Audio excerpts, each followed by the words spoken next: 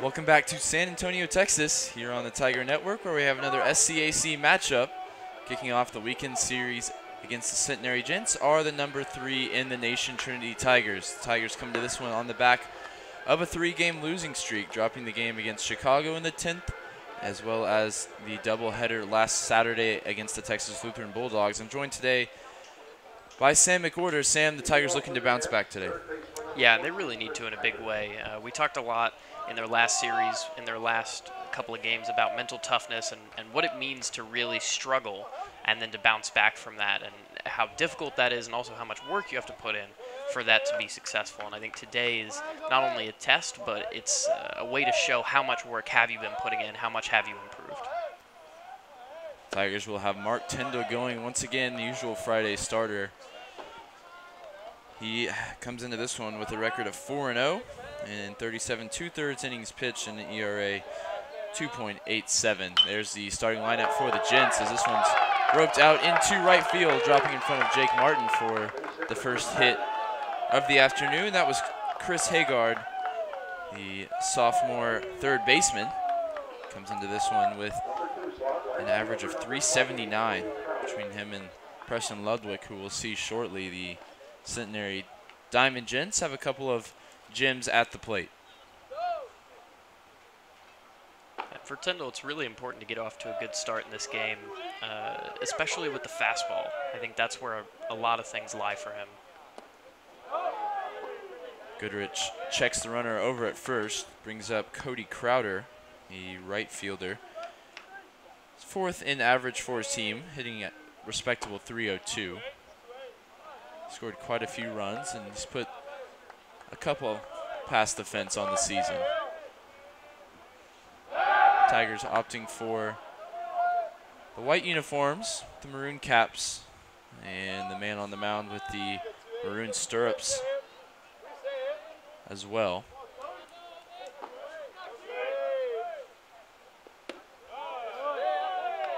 For Centenary, they come to this one having dropped their 2 midweek games against Laterno on Tuesday and Millsaps on Wednesday, so they're also looking to bounce back.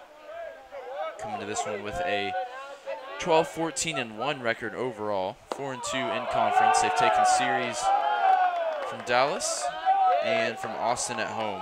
In the Austin series, they outscored the Kangaroos 36-16. So it is an offense that is capable of putting up big numbers at times. And as I'm sure we'll talk about in the bottom half of the inning, the real issue for the Gents has been finding starting pitching, as Tyndall issues a walk there for Crowder. Yeah, his fastball command has just not been here this inning so far. He needs to remedy that issue very quickly, as I'm sure they're talking about on the mound right now. So a couple on board early on here. Still nobody out in the top of the first inning.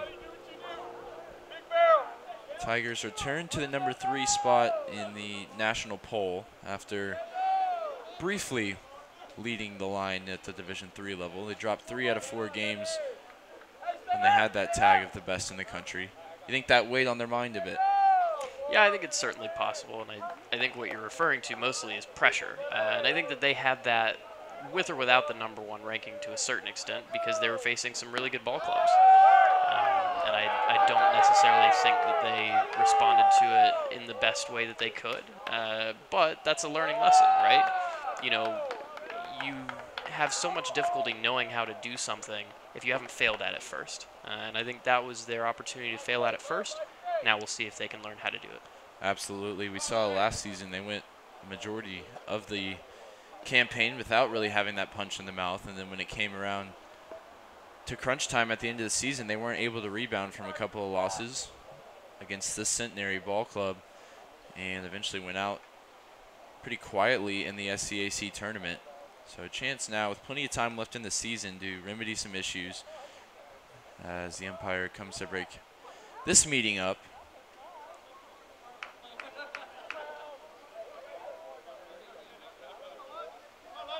Of course, with opening day yesterday for the MLB, we saw a couple new rules in play at the major league level, including more restriction on mound visits, much less lenient here at the Division III college level.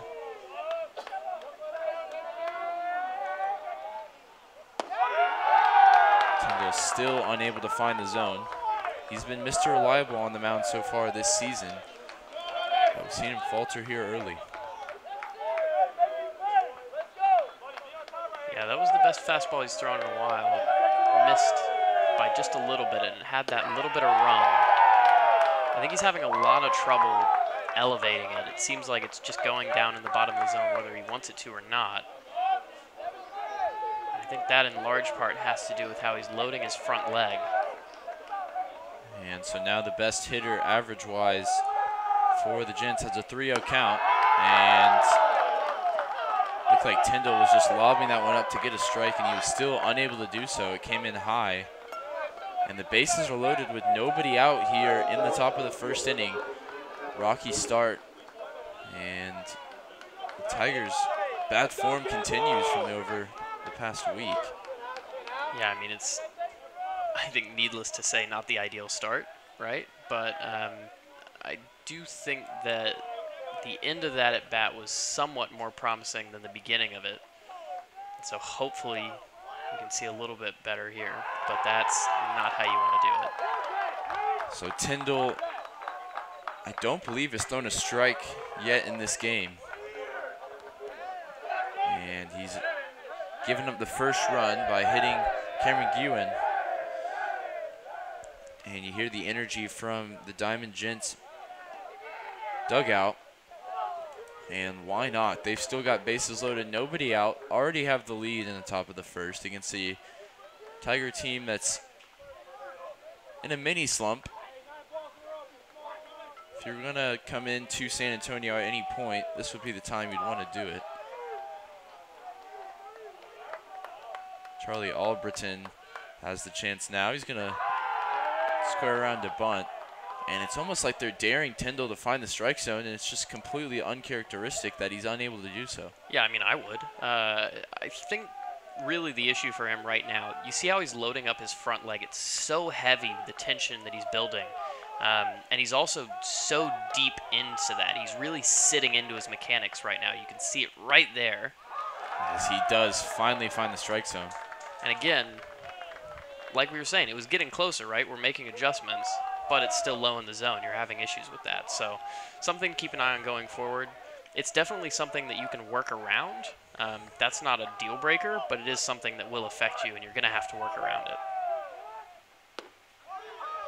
And that one finds the low part of the zone. Once again for Tyndall, they'll definitely trade an out for a run, although the force out does exist at home plate at the moment. Albritton only has 4 RBI on the season.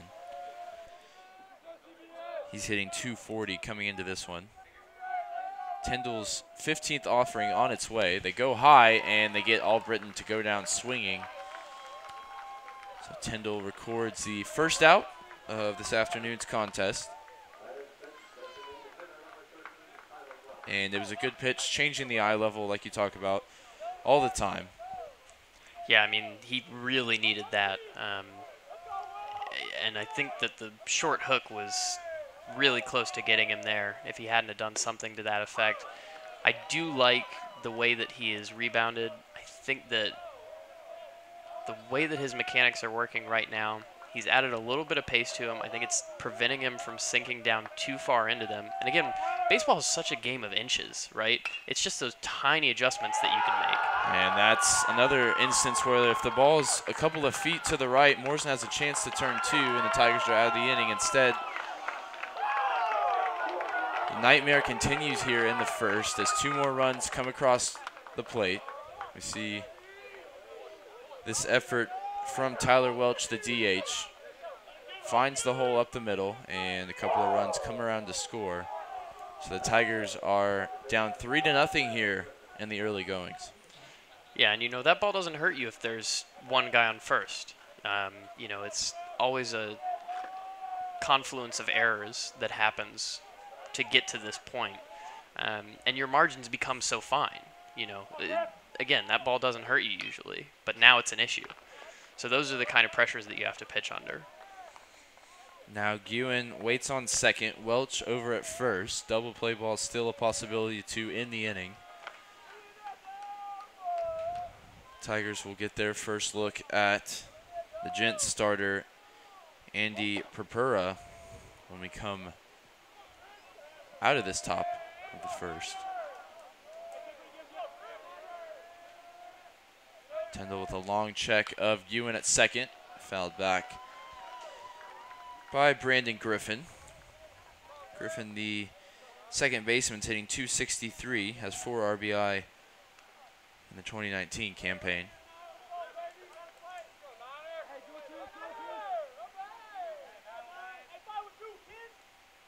They look to go high once again on the 0-2, similar to the Albritton strikeout, but Tyndall is a bit wild and misses his spot. I really do think he has to get out of this at bat, and if he doesn't, I think there maybe is a call to the pen coming. The 1-2 is hit down the line, and it gets past John Tucker at first. And we'll see if there's going to be a play at the plate. There's not. They hold the ball, and the run comes across, so the lead extended to 4-0 early on for the Gents as this one goes over to John Tucker's head. That's not a bad pitch at all, is the bad thing. And I think this is the call to the pen that I was talking about. Might be happening right now. And that is an absolute nightmare for Trinity's #1 pitcher, usually Mark Tyndall. Came to this one with a sub-3 ERA. He had a 4-0 record, and this has just been completely uncharacteristic. It's going to be Arjun Thacker, the first-year pitcher for the Tigers, coming in relief. Throws hard, and we'll get a look at his warm-up pitches, and we'll be right back with you here on the Tiger Network.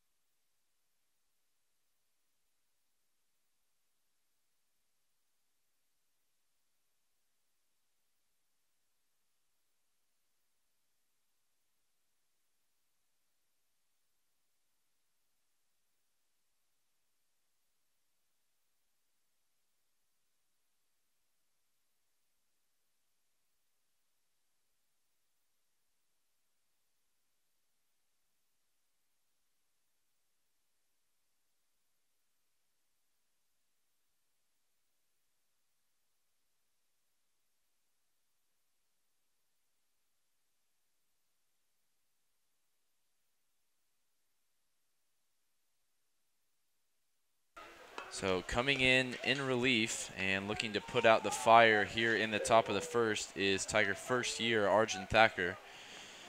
Comes into this one. He hasn't had a decision. He has a 1.0 ERA in 5 appearances. Given up 2 runs, just 1 earned, and 9 innings pitched. And somebody that the coaching staff felt like maybe they couldn't quite trust in every situation just about a week ago, and then came in, similar situation, Tigers struggling, came in and put in a shift and did really well with it. And he does well defensively there to get the flip over to first. It was Tucker who took a stumble, and the runners are advanced now with 2 outs. The bunt that time laid down by Salzman. Good heads-up play to cover by Logan Morrison as well. So runners on second and third, and Andrew Russell represents the 9th batter of the inning, the senior infielder. Hitting .322, I think strategically placed down in that 9-hole to sometimes act as secondary leadoff hitter. He's the 3rd best hitter for average in this Diamond Gents team.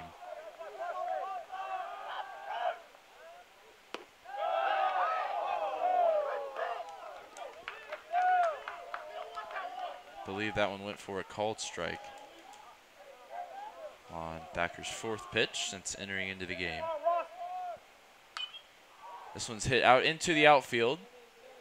should be playable, and it is, as Jake Martin battles the sun, and he brings it in, but not before Centenary jumps out to an astounding 5-0 lead in the top of the first. Mark Tyndall was bounced after being unable to record more than one out. So we'll see how the Tigers bounce back from being punched in the mouth here early on the Tiger Network.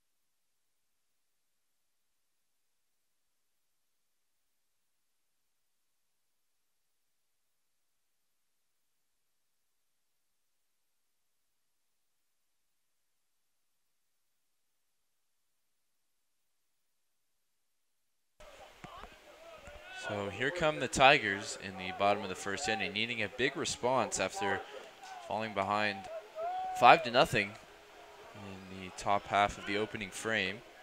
Tigers line up: Logan Morrison in second, Jake Martin in right, Rafe Shamet in left, Mason Martin in center field, Michael Goodrich at catcher, Dallas Bender third base, Jimmy Tatum getting his first start of the season is the DH, John Tucker at first, and Wisniewski rounds off the lineup as the shortstop.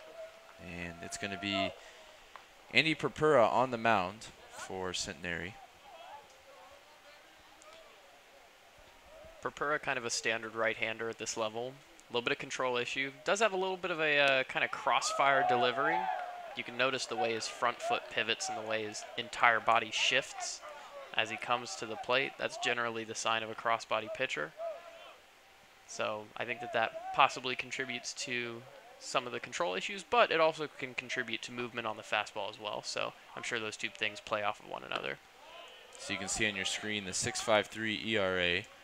Tough start to the season, as has been for most Centenary starters. They've struggled to find that number one guy. Tigers, of course, thought they had their number one guy, and now Mark Tyndall's been bounced from the game. So it's a funny game, but there's been really a lack of consistency in that starting pitching role so far for the Diamond Gents. Also to note, more walks than strikeouts so far for Purpura, and 30 and a third innings pitched. Yeah, what is it, 17-14?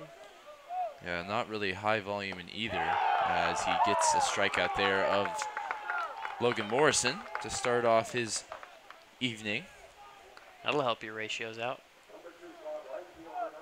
Speaking of ratios, the all-time series between these two teams is in favor of Centenary, 24-22, 11-9 in SCAC play. And it's 10-5 in favor of Trinity when they are the home team here in San Antonio. So looking to defend that record, defend their home turf. But they're going to have to play from behind here on Friday night. Curveball looks really sharp from Purpura early on. And if I had to give you one reason why he's starting on Friday, that's it. And this one's going to be grounded. It's a tough play to be made by the shortstop. He takes the man off the bag in a big collision there. And Martin's going to be called out. It was the throw across from Russell that brought his first baseman off the bag. Ludwig eventually comes together here with Martin. There's an argument to be made that he's blocking the base path.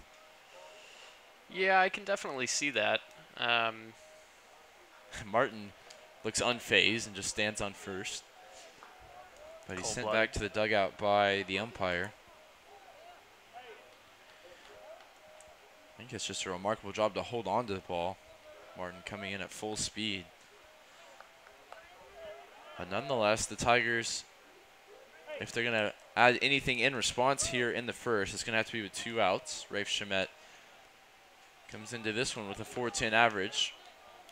I feel like he hasn't had the opportunities with the runners on as much as the Tigers would like, as he bunts this one down the third base line. It goes foul. And I would agree with that.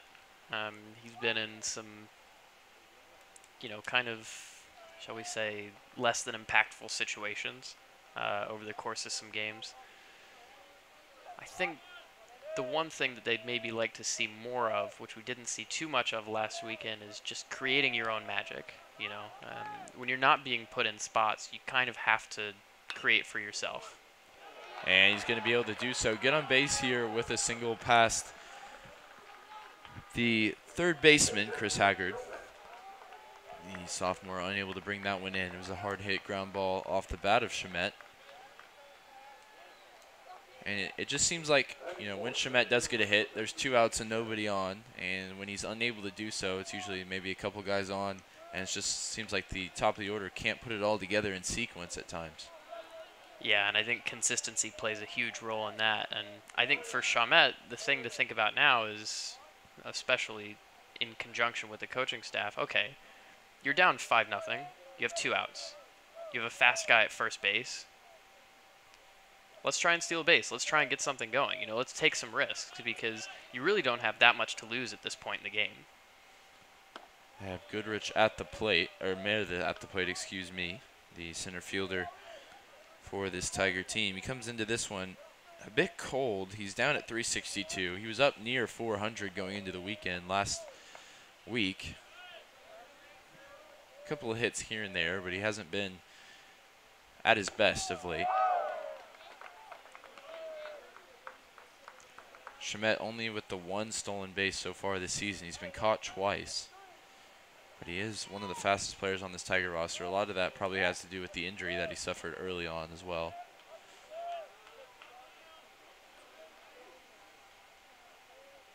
He had 13 steals a season ago.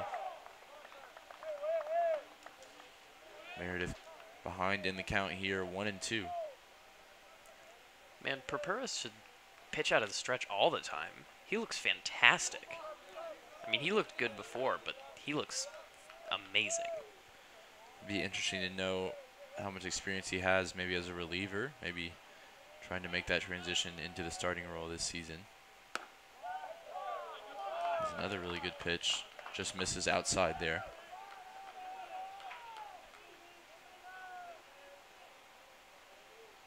For a lot of starters, it's the transition into pitching from the stretch that is really problematic, and it looks like it's been the opposite here for Purpura.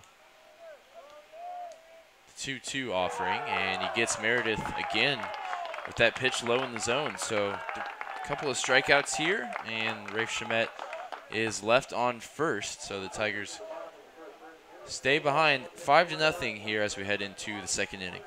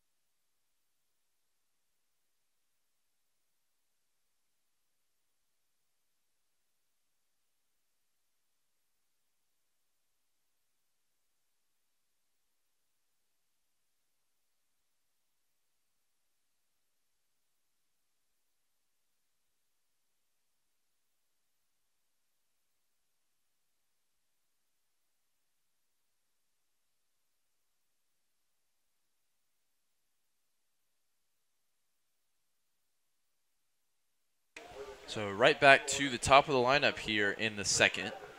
Chris Haggard digs in, this time against Arjun Thacker, the Tigers' first year, who we affectionately refer to as the fireman. Came in a very similar situation against TLU in the day cap of the doubleheader last weekend.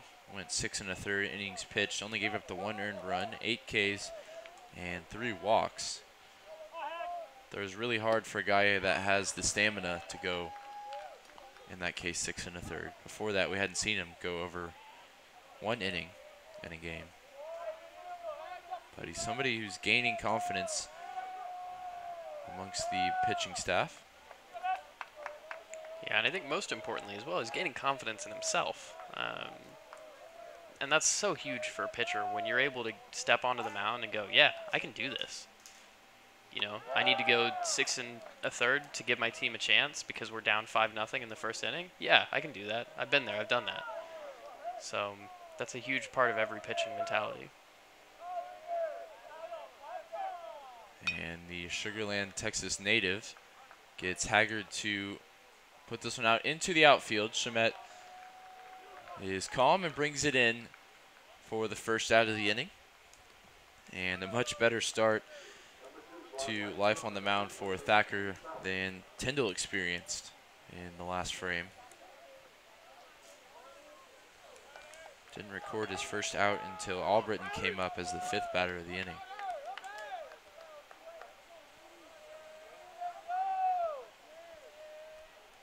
Cody Crowder now digs in, who walked on 4 pitches his first time up.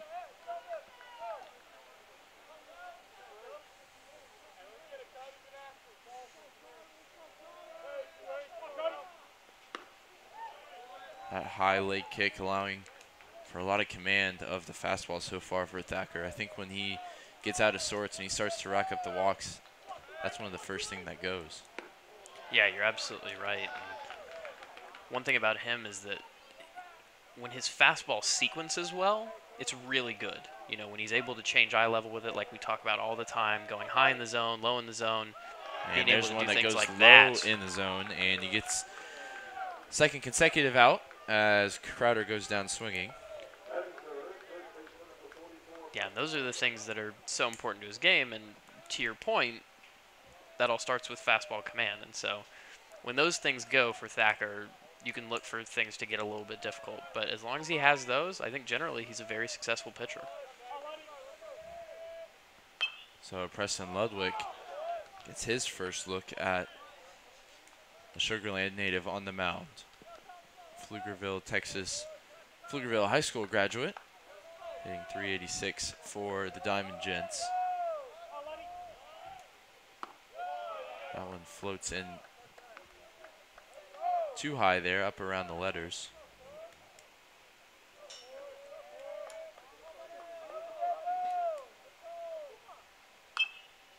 And this one sent foul. It's 1-2 for Thacker.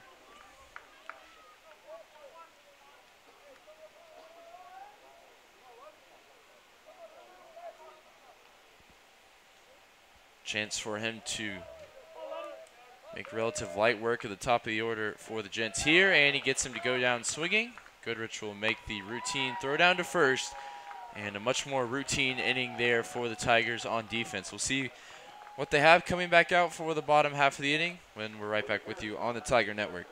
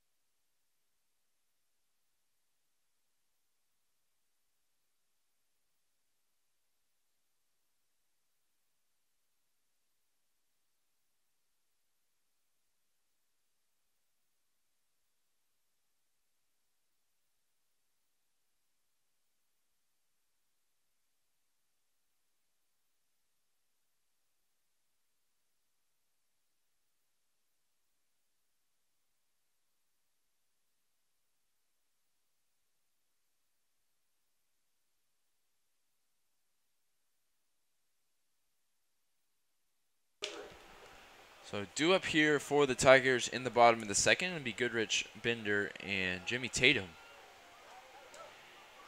Goodrich is the first to take his hacks at Purpura.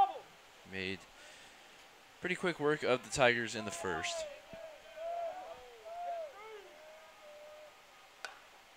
And quick work here for Goodrich as he kind of cues that one out into shallow right.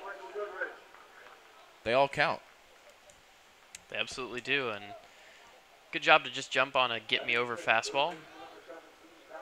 Get yourself on base, and that's all you can really ask for. You know, you got to start chipping away somewhere.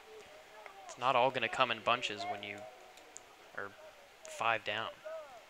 So back-to-back Arizona natives. Here's Bender from the Tucson area. The senior puts this one out into the outfield as well. This one gets down once again in right. And so the Tigers quickly have runners on the corners with nobody gone. Something brewing maybe for the home team. And again, it's a first pitch fastball. Expecting it, being ready for it, and teeing off on it. So here is Jimmy Tatum. It's the first time he's got the start. A couple of pinch hitting appearances so far this season. Second start, excuse me. This will be his 4th at bat. Except for it won't be. It looks like it's going to be Brian Cardone. So interesting decision. I don't know exactly the implications of that. Looks like Cardone will be the DH. Does that mean that Tatum is removed from the game? He never appeared, but he was listed as the starter, unless there's a miscommunication.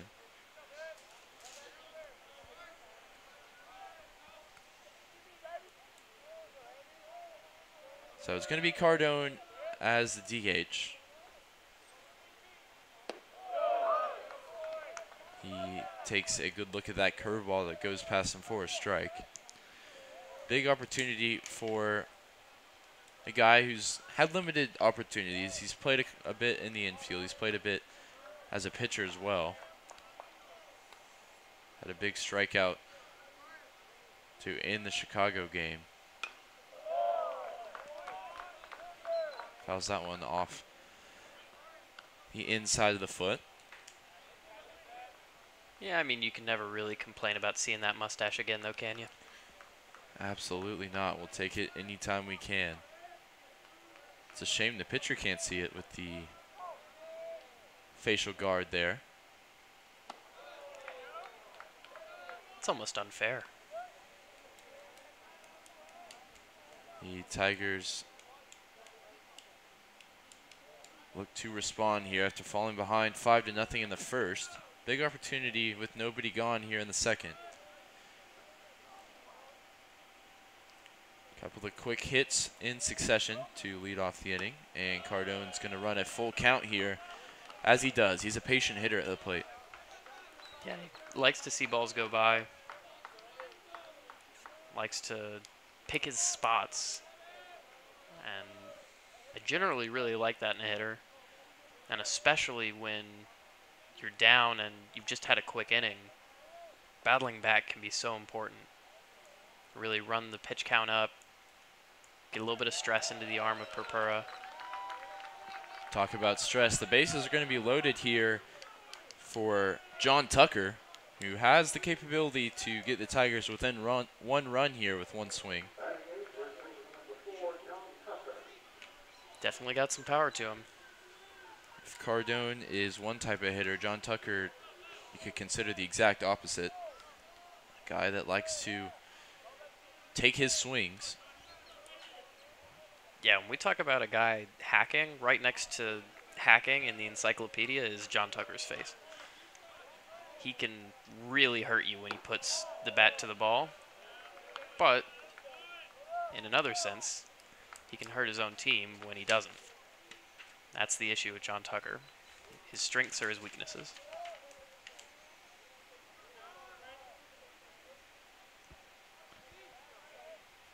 Tucker's average at 224. Doesn't tell the whole story. He started out extremely hot. He's been cooling off pretty much ever since. And yet you wouldn't bet against him to start a new hot streak right here, right now. No better opportunity here for the Tigers' first baseman. He's up there amongst the team leaders in RBI, a lot of it coming early on in the season. He's got 17. Chance to add to it undoubtedly here. The count is level at 1-1.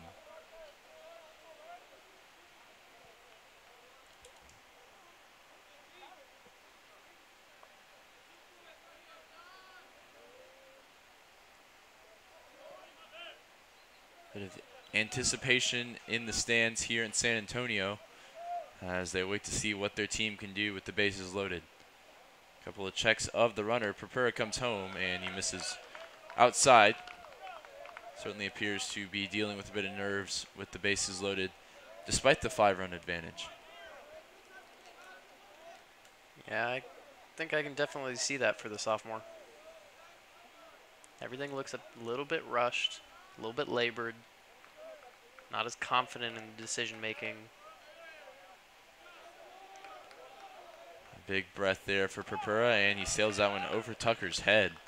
It's going to be a 3-1 pitch. Nowhere to put Johnny Tucker with the bases loaded. And there's going to be a quick conference here as Purpura looks to maybe make some adjustments mid at bat. He's going to have the help of his coach. Looks like that's head coach Mike Diaz.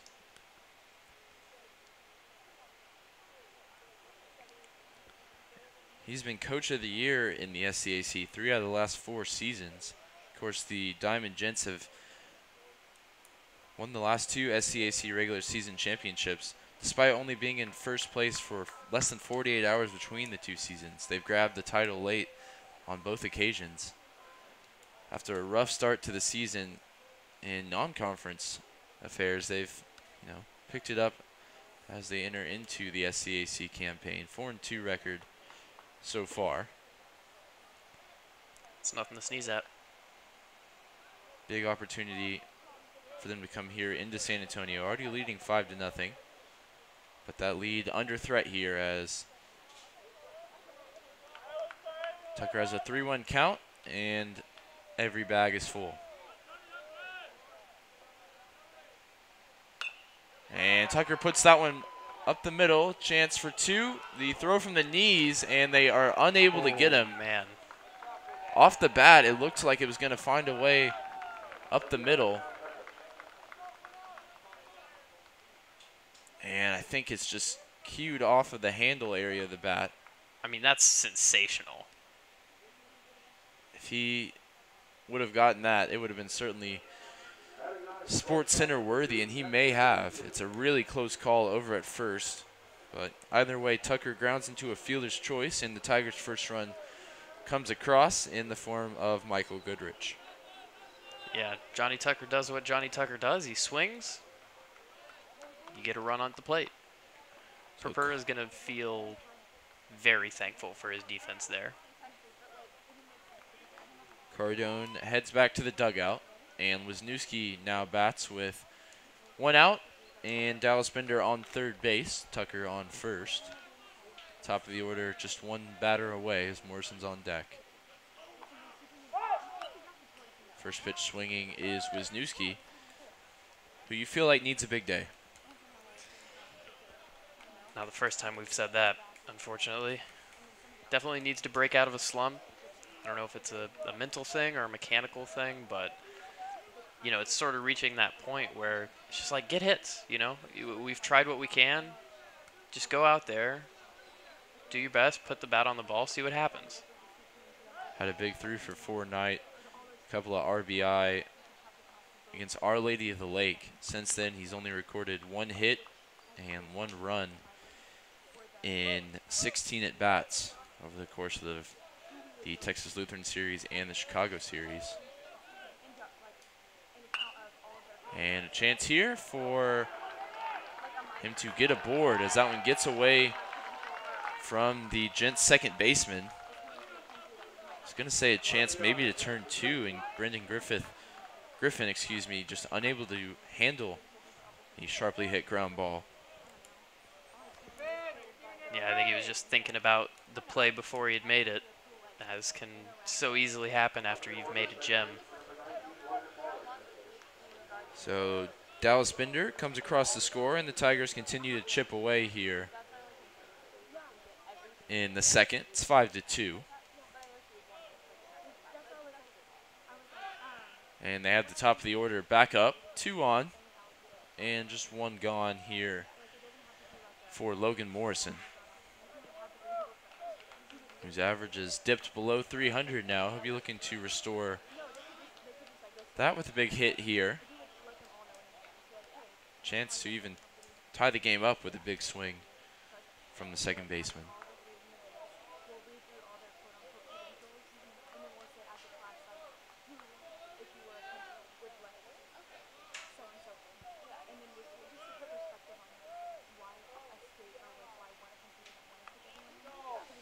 His only home run of the season came at Dallas in the final game of that series on March 17th.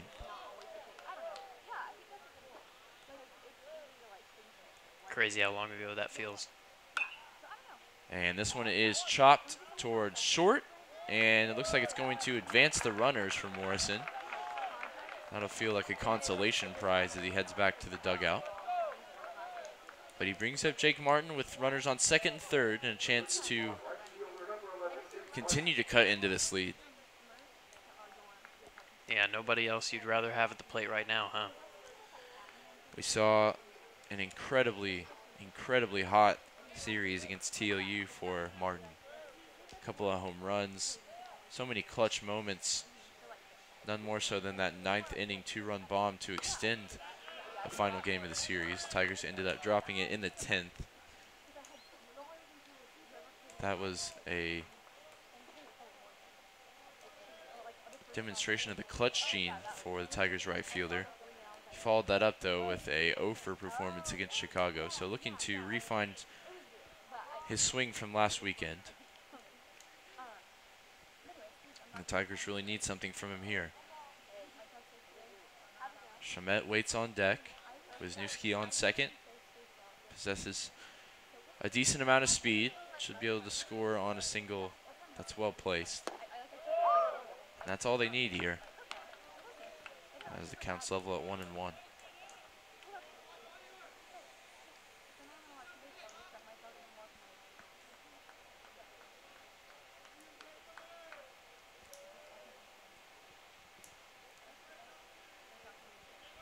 Anticipation rather than encouragement from the Tigers dugout as they look to set up inside here, and it's in the dirt.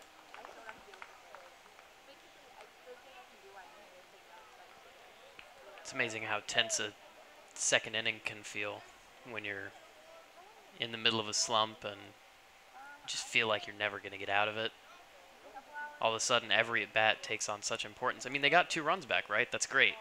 But then you're looking at it and you're like, yeah, but we really need to get back all the way, right? And another one in the dirt. Herpera's pitch count up now, going to be 35 with his next delivery.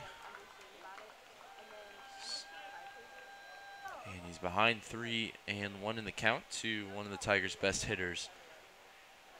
Big opportunity here for the home team.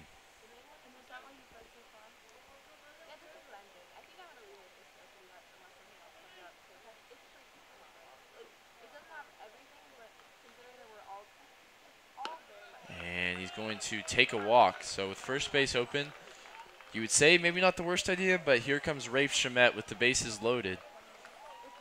And we've talked about early on last inning how it seems like at times he's not getting the opportunities with runners on. Well, here you go, Rafe. Here's your opportunity.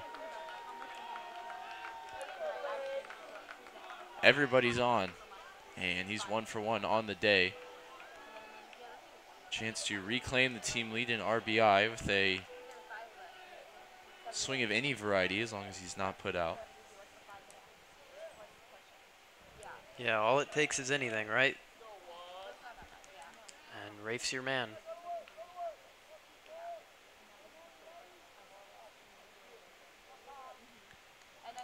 He calls time. Tiger, one of the two lefties in this lineup. Wisniewski the other. He waits on second base. And that one comes up towards the head of Shamet. Nowhere to put him. Saw the Tigers brought in a run on a hit by pitch. That one not far away from doing the same.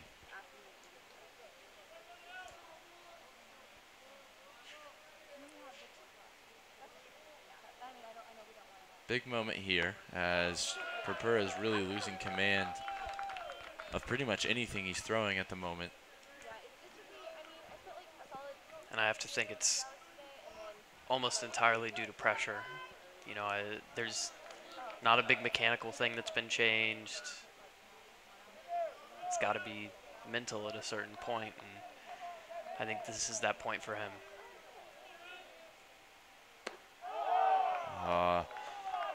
Shamet there probably thought he was going to get a decent pitch to hit on the 2-0, and he was unable to make any meaningful contact. Maybe Purpura looks over his shoulder. He sees somebody getting ready in the pen. That adds to the pressure. Tigers' best hitter at the plate. Bases loaded, and the lead is in danger. Shamet sends this one foul down the left field line. Counts even now at 2-2.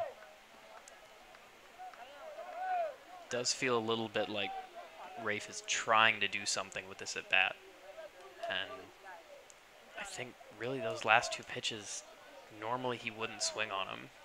I don't think he's normally offering it those two, but I do sense a little bit of, there's that word again, pressure. Try and make something happen. And he fouls this one off, this time down the right field line.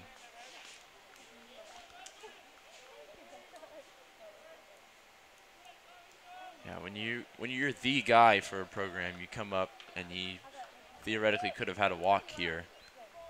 And when you have that tag as the go-to guy offensively, you're the one that wants to bring in the runs. And like you said, maybe he's offering at things he doesn't usually. The 2-2 offering, and this one is skied out into right field.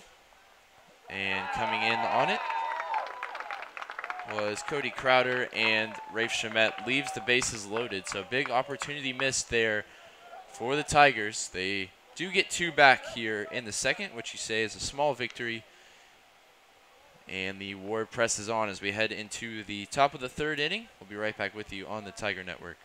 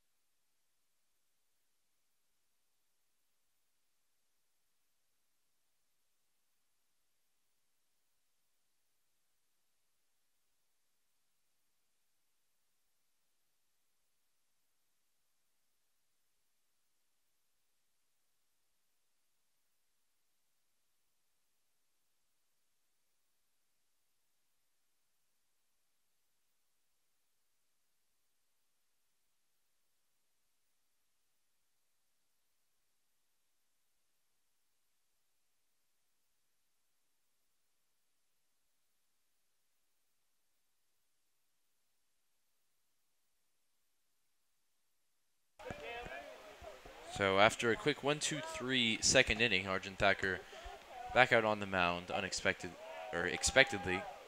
for the Tigers. Grabbed a couple of strikeouts of Crowder and Ludwig. He's got Ewan up here to lead off in the third. And we will be riding the fireman as far as he can go.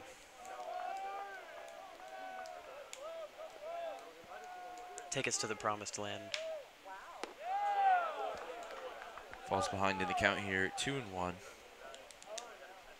Talking about the Centenary team in general, they come into this one 12-14-1.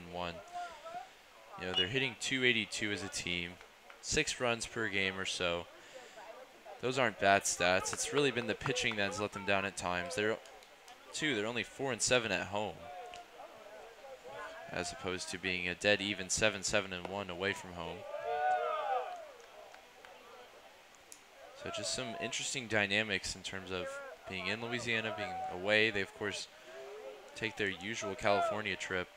This season they went 3-3-1 against Occidental, Redlands, and the like, as the payoff pitch goes for strike 3 from Arjun Thacker, as he looked to have taken something off of that one. It's a beautiful pitch.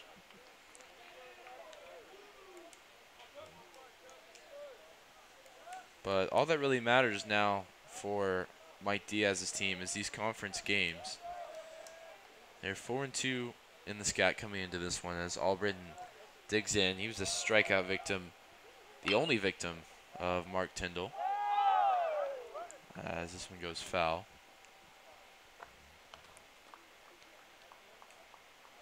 And we've seen, you know, like I mentioned that stat earlier, they've only been atop of the SCAC table for less than 48 hours, and yet they've won the back-to-back regular season championships. So maybe it's just a case of peaking at the right time. These non-conference games only matter to an extent, and nobody will be happier to hear that than these Diamond Gents, as this one's hooked out into left center, and it's going to be Albritton aboard here with one gone in the third. How could you, Arjun?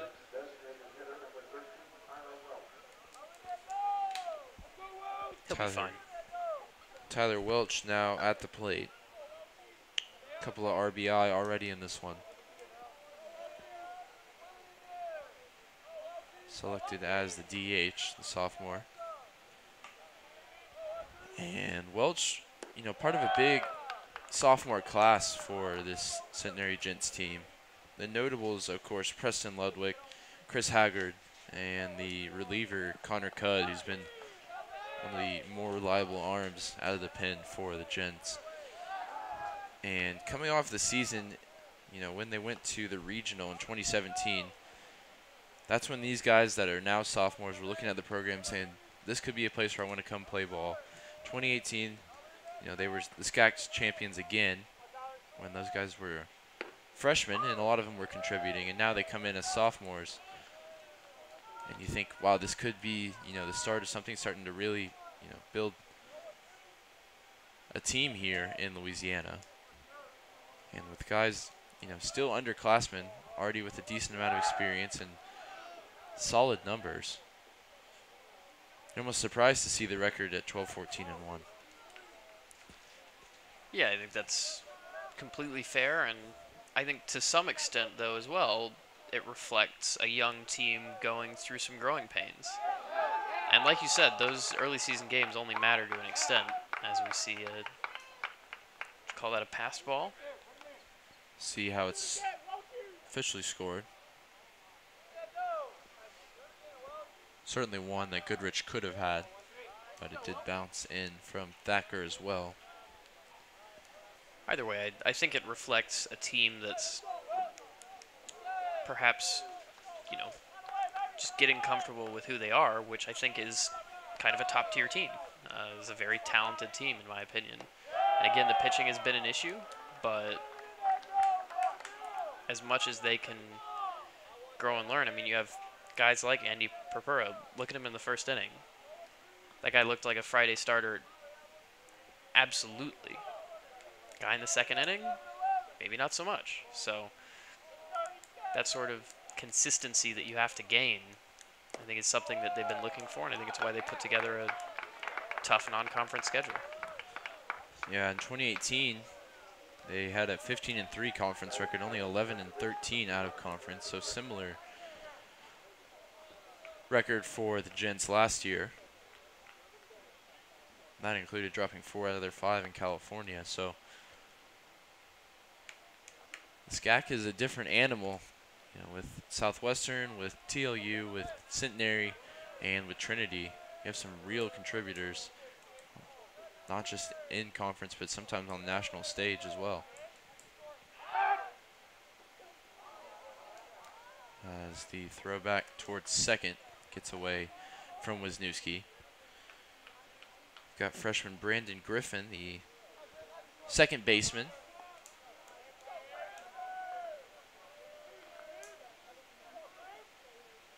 He scores around to bunt, looking to advance the runners. Thacker's going to field this and fire over to first. And surprise look on the face of the Tigers defense as the umpire signals safe. Yeah, and mine. I got to watch this again. It's positioned, you know, across the infield. Thacker threw a strike over to Tucker and didn't get there in time. Is his foot down there, though, or is it just over the bag? Because I feel like it plants in that next frame. I don't know, man. That's tight. It's certainly one where you would expect the out, and sometimes that plays into the umpire's decision. They say, oh, it's a routine play. Maybe it's bang-bang, but you expect the throw to get there first. Didn't feel like it was casual or anything like that. It was a good bunt from Griffin, and I'd be surprised. Yeah, they scored as a single. Just beat it out. So bases loaded here for the Gents. After Thacker grabbed a beautiful strikeout to start off this inning, he struggled since. It's a great pitch there against Salzman. I will reluctantly momentarily halt my plans for a Arjun Thacker Fireman t-shirt until he gets out of this inning clean.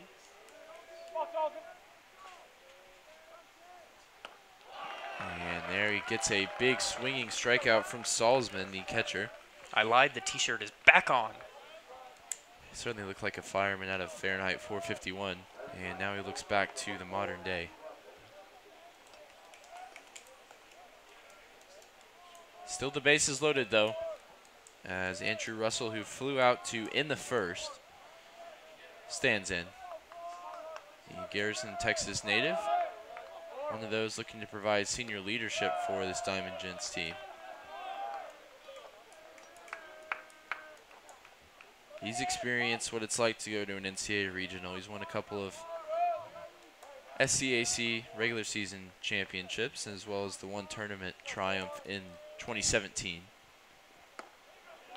So that one's in there on the off-speed offering from Thacker. This will be huge for not only Thacker's confidence in himself, but everyone's confidence in the big man on the mound if he's able to get out of this jam. This one is sent foul. Could be playable here, and it is, as John Tucker helps out as Arjun Thacker extinguishes the fire that he put his team in. The Centenary Diamond Gents leave the bases loaded just like the Tigers did in the bottom of the second. We'll see what the Tigers can do in the bottom of the third, coming right up here in San Antonio.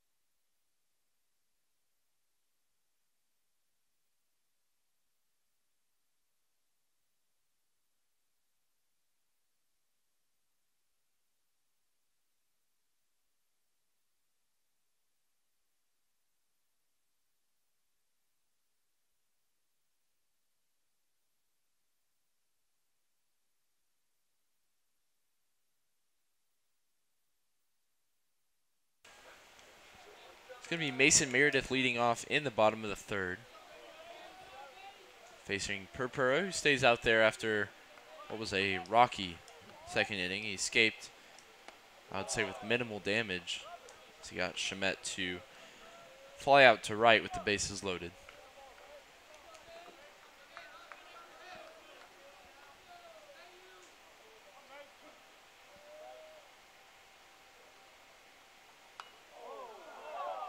And that is just the most unfortunate thing in baseball there, as oh man, Mason Meredith can't get the bat out of the way. It wasn't even on his radar that it was going to hit the bat. It's such a poorly thrown ball, and it goes for a strike. You see Meredith put the head back in dismay, and he's down 0-2 in the count, as it seems like just nothing's going for the Tiger center fielder at the plate. And this does go for him as it gets through the first baseman, and he takes first base. Doesn't help the average, but it helps the Tigers' offense as he starts off this one as a runner over on bag number 1. probably a play to be made there, but really I think, just well-struck ball.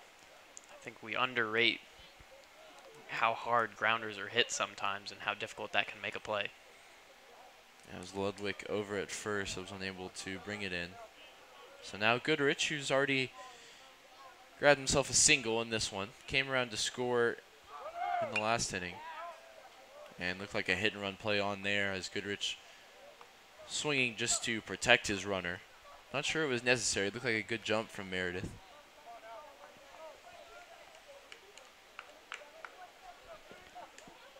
Have we seen that work for them recently? I just can't think of an example. I know we've tried it a lot. Yeah, it seems that results in a lot of foul balls.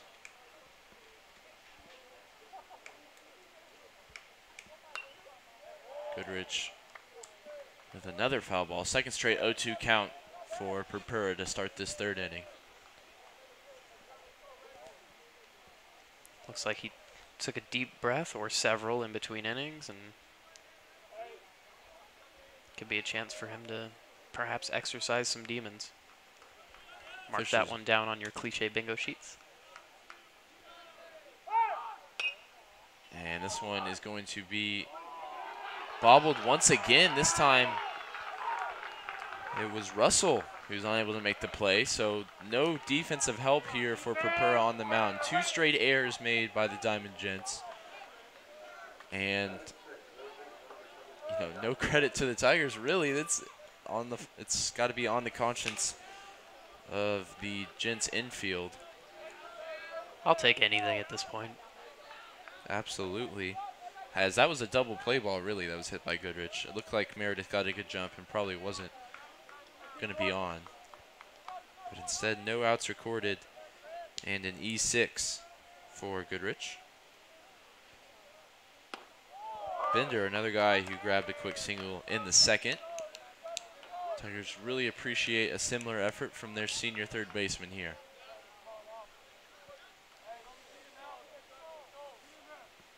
I mean, do I have to beg for it?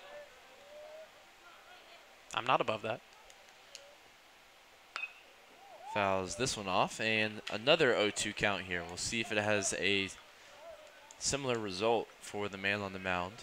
So far, he's got hitters right where he wanted them, and he got ground balls just like he wanted, and the defense was just unable to back him up.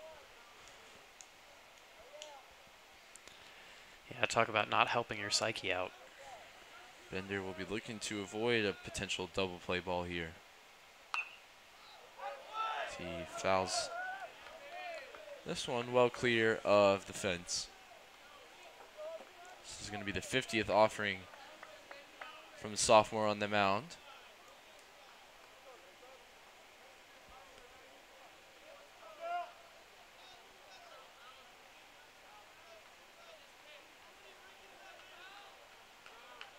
As Bender hunches over and waits for the 0-2.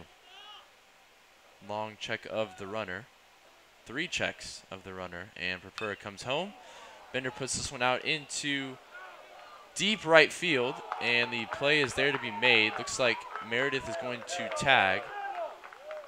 And Bender at least advances the runner and makes really solid contact there on the 0-2 pitch. Good bit of hitting from him. And I know I talk about it all the time. I'm not sure that baseball announcers do as a whole, but the sac fly is a skill.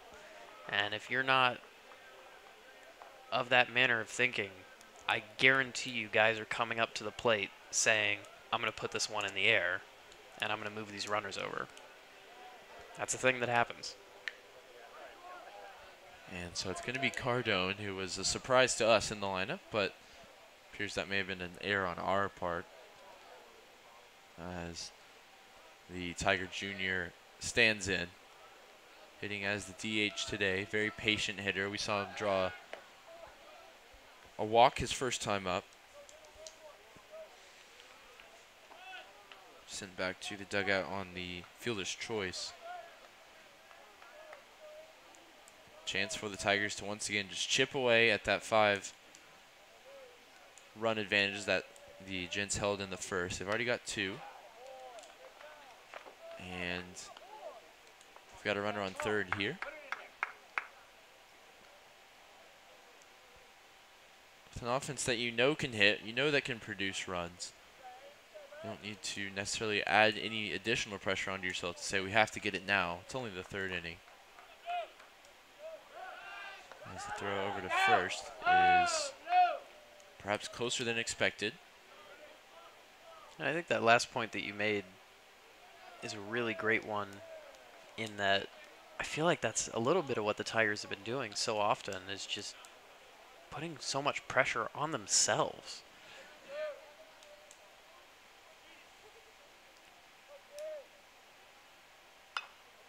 Cardone has this one come off the handle of his bat, and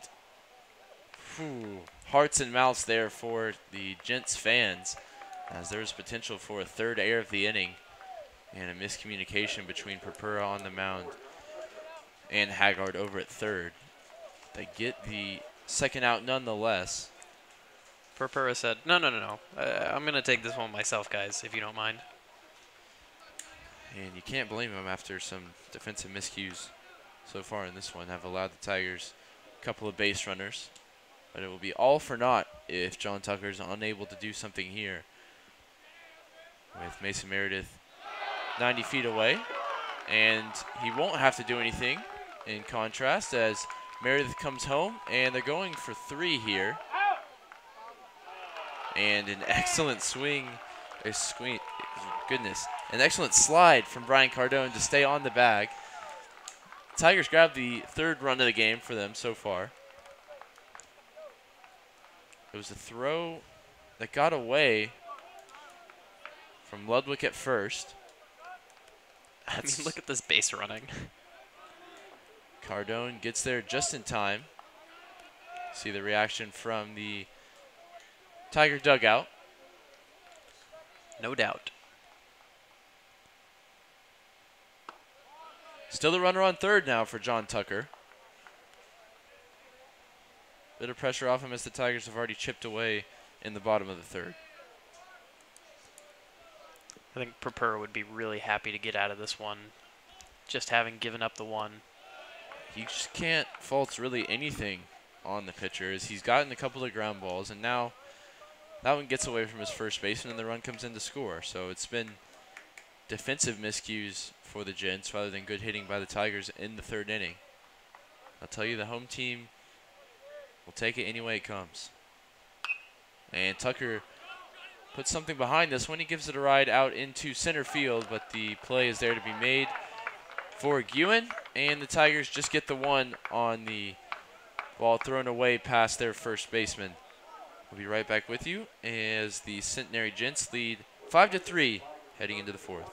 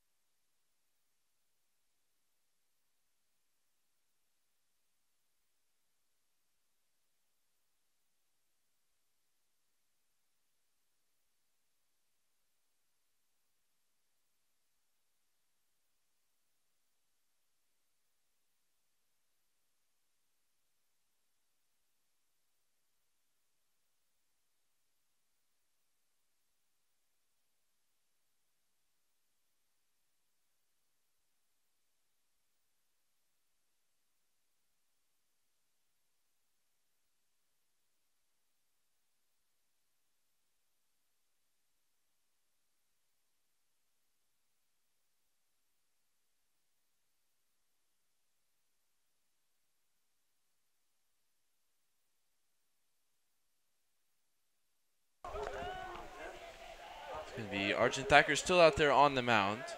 He faces Chris Haggard, who leads off for the 3rd time out of 4 innings for the Gents. Sam Houston, high school graduate, is 1 for 2 on the day. And Thacker throws his obligatory first pitch into the dirt. Are we supposed to spit on tradition? Absolutely not. Continue as you are. And there is the second offering right in there for a strike. Thacker worked his way into and out of a bases loaded situation in the 3rd. As this one is hit out into the outfield, the on-rushing Jake Martin brings it in with relative ease, and the first out is recorded here in the 4th. Saw a real slew of errors committed by the Gents that allowed the Tigers to grab one back in the 3rd, and that's the last thing that you would want to do. Already coming from behind, you got to be solid defensively behind your guy, who's throwing pretty well so far in a couple innings of work. The exception usually the first pitch. Listen, when it's working, it's working. An extremely open stance for Crowder, and he stands in now. That one just misses for Thacker. Batting stance actually reminds me a lot of Eloy Jimenez, who just got that big contract with the White Sox. He's got that kind of crouched, extreme open face swing.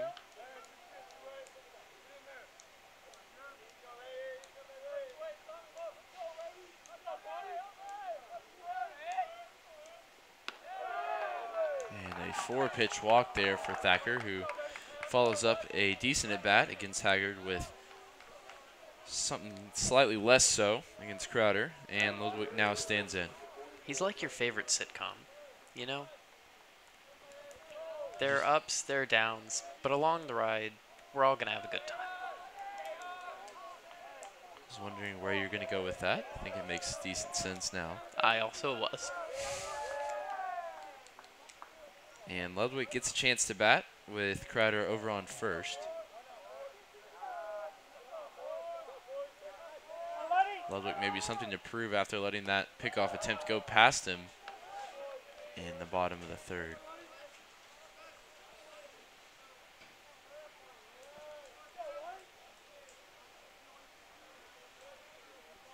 And a chance for him to do so here.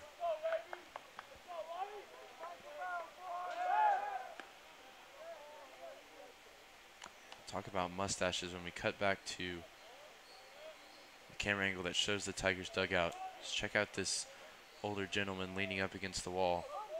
Cardone, watch out. This one's hit right over to Bender, who throws a rainbow over at first, and that's a double play for the Tigers to get out of the inning. So get a good look at the play made by Bender, catches the line drive, and all kinds of time to throw across and get the retreating runner. So the Tigers will come back up here in the bottom of the 4th after a quick inning of work from Arjun Thacker.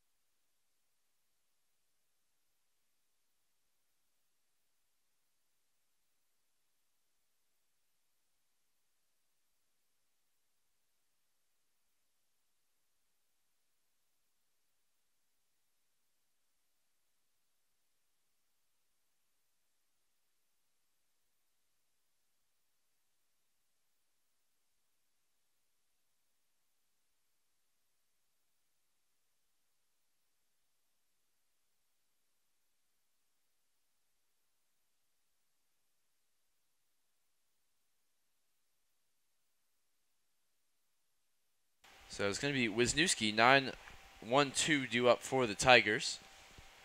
So they grab 2 in the second and 1 in the third to cut this to a 5-3 advantage. Apologize for any technical difficulties. We work to get those sorted out on the camera for you.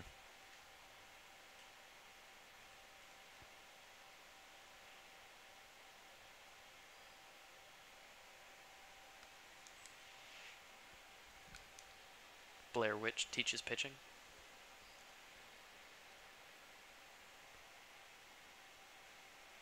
Be interesting to see for the Gents what they're able to get out of Purpura, as that one misses badly for the sophomore on the mound. He's fallen behind 3-0 here. We've mentioned continuously across the broadcast how starting pitching has been the main area of concern for this Diamond Gents team.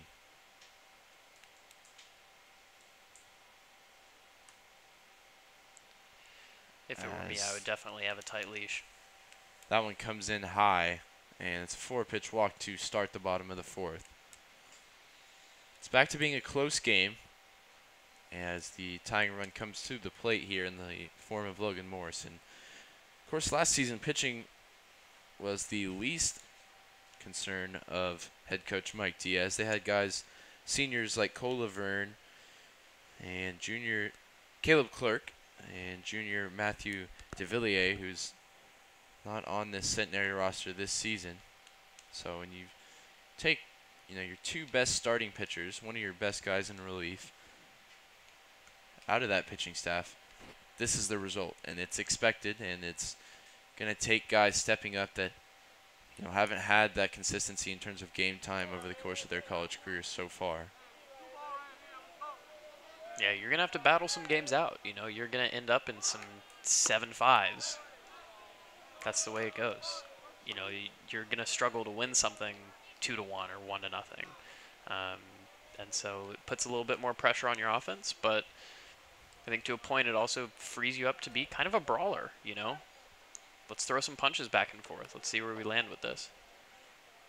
Yeah, talking about, shutouts in close games. In the tournament last season, the Tigers would like to forget a 4-0 game against Centenary where DeVilliers had a complete game shutout, only allowing 5 hits in that one. Last season, Centenary took 3 out of the 4 games against the Tigers, all coming in short succession near the end of the season.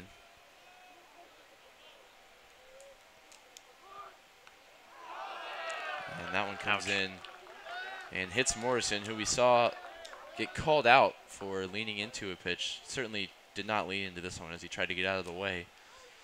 Maybe he learned his lesson there for the Tigers' second baseman.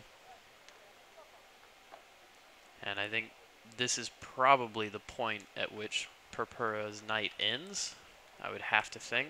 I probably would have done it a batter sooner. The infield converges on the sophomore, and he hands off the ball. So we'll see who comes in relief. Whoever does will have runners on first and second with nobody out in the bottom of the fourth. Be right back with you after some warm-up tosses here on the Tiger Network.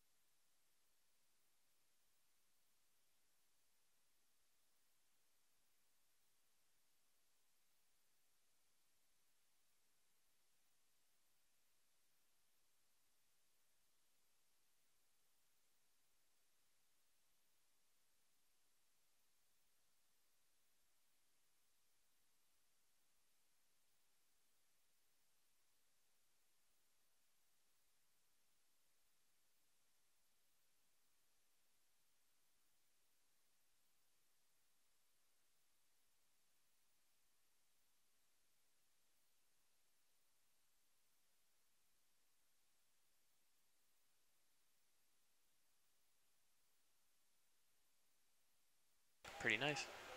So here is Connor Cudd, the reliable right-hander out of the bullpen for the Gents. One of the sophomore contingent, plays a huge part in the pitching staff. He's got a 1.57 ERA, 4-2 record, in 12 appearances this season, no starts, and you can see the rest. And people know me know that I'm excited because what do we get? We get sidearm action.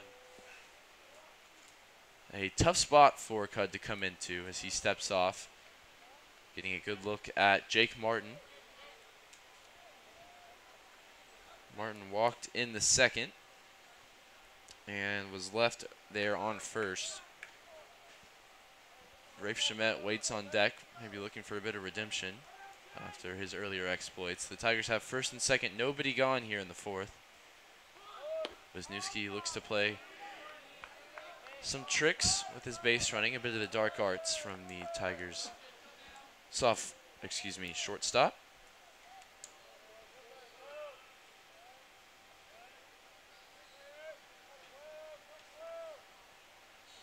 Anything to get in the mind of a guy who's just come in to pitch in a pressure situation with the go-ahead run at the plate. And Jake Martin's really got a hold of this one. We'll see where it travels. And it just doesn't travel far enough. It's brought in left field. And, of course, because of that, nobody able to tag. Another hard hit ball by the Tigers' right fielder.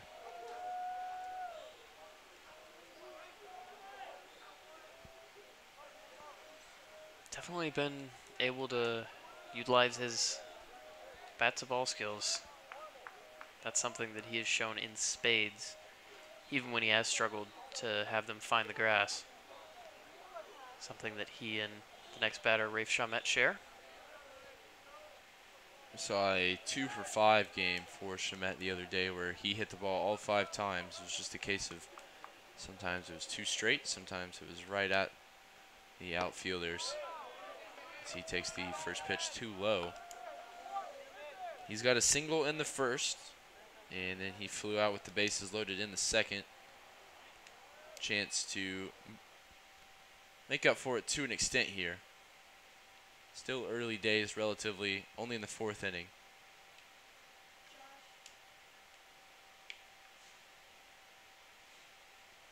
As Cudd continues to take his time here. Not a quick pitcher.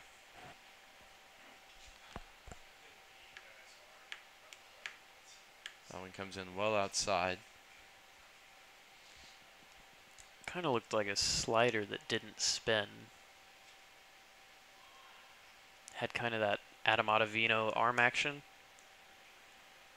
He's not a long-term guy. He's come in here in the 4th, but he's only pitched 28 2/3 innings in 12 appearances. He takes a couple looks at Wisniewski and gets a big swing and a miss from Shamet. So we'll see what the game plan is here for head coach Mike Diaz in terms of pitching changes. Definitely could be a situation where you just feel like this is a high leverage part of the game and you want to get your best guy in there at the most important times. And this could certainly be a momentum swinger and one that, interesting call, one that changes the shape and the feel of this game as we go forward.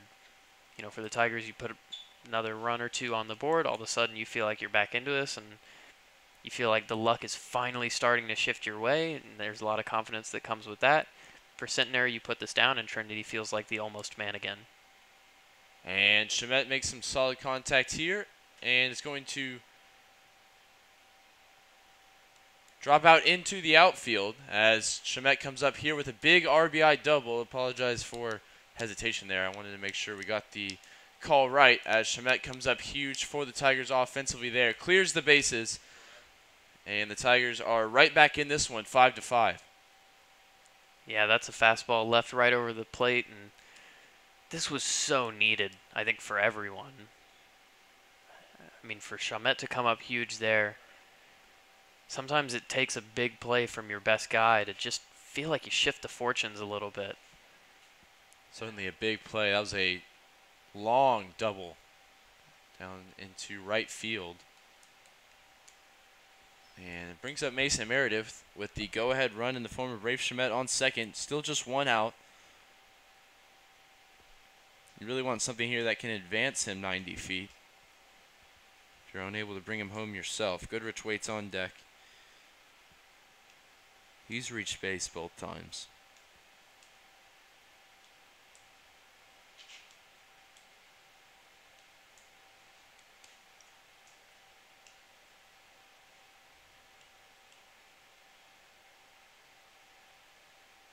And the Centenary website has a lot of interesting information on their players. The pregame superstition for Connor Cudd: cleans his cleats and has to drink a lemonade or strawberry lemonade flavored Powerade. Maybe he was deprived of his beverage of choice. They're hard to come by in San Antonio. Those pesky lemonade stands closed up on this Friday afternoon. As here's another one hit out into right field. Mason Meredith drops it in front of the oncoming right fielder. There could be a play at the plate here, but Shamet instead opts to hold up at third. Meredith advances on the throw home, and the Tigers are still cooking here in the bottom of the fourth. Second, third, and one out, as a couple of big hits in succession have them right back in this game. And I really don't want to speak too soon, but it feels different. It really does, and I love the way they've done it. They've chipped away, they've chipped away, they've chipped away. They put men on base. It hasn't worked. They put men on base. You get 2 runs. You put men on base. You get another run in. That's the way that you break through a slump. You're not going to get it all back with one swing. You're not going to get it all back with one pitch. But when you're able to string together a lot of positive things, that's how you get luck. You make your own luck. Here's a man who can put it all together with one swing. Already with 4 home runs on the season, Michael Goodrich stands in. 2 runners on base here. I think the focus has to be, as he gets caught going around on the first pitch, getting something out into right field. We've talked about the art of hitting the sac fly. The go-ahead run's waiting just 90 feet away. And if you make solid enough contact, you take the bases yourself and everyone comes home. I think the ideal situation here puts the ball out in right field like the last 2 Tiger hitters have done. Yeah, absolutely, and preferably in the air. As much as you can influence those sorts of things. He's going to have to do it from behind in the count. 0-2.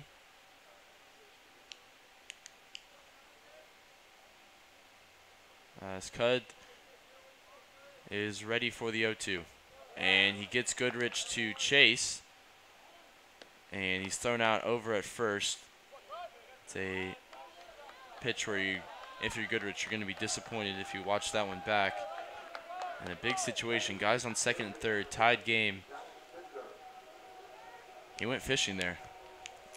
Yeah, and that's the big slider out of Cudd. We mentioned it didn't spin a couple of times earlier. Well, that one spun, and when you come from that sidearm delivery, it's actually a lot more difficult to pick up on the slider, because sometimes the mark of a slider that's going to land in the zone is it starts out a little bit closer to you than maybe the fastball normally would. But when you come from that sidearm delivery, everything is coming from that slot. And so that's why somebody like Adam Ottavino for the Yankees now in Major League Baseball is so effective. Very similar pitch to start the at-bat for Bender, as he went chasing the breaking ball away from the zone. That one with too much movement, and it levels the count. Tigers have already got a couple back and find themselves now even with the Diamond Gents after giving up 5 in the first. Big opportunity for them to take their first lead of the game. First lead in quite a few games, if I recall correctly. Yeah, it's been a while.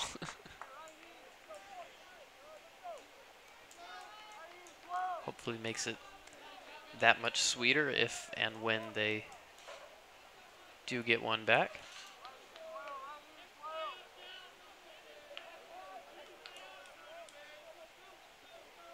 Salzman runs through the body signals behind the plate. How anyone could pick up on hand signals flashed with that velocity, I have no idea.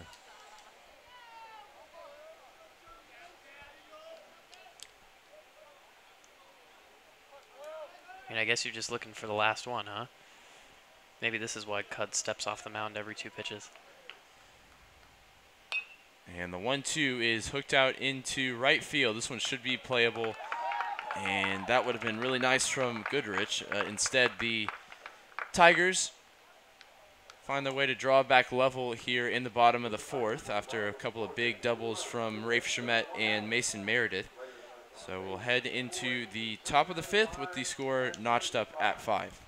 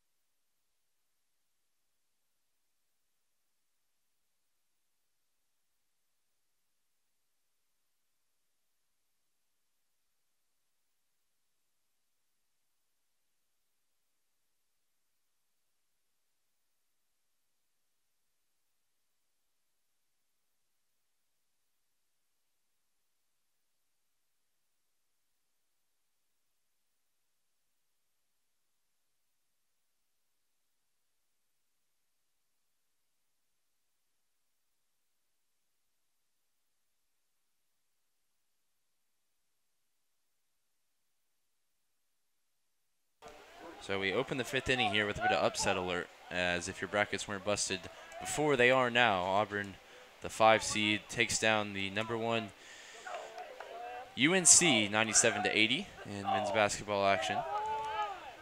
I will pretend that I didn't have University of Tennessee in my Final Four and take solace in the fact that I called that. Well, I'll tell you, I had both of those wrong, as this one's hooked out into shallow center field to start out the 5th inning for Guin. That's fine. You know, I had Marquette in the Final Four. Arjun Thacker gives up hits every once in a while. Nobody's perfect.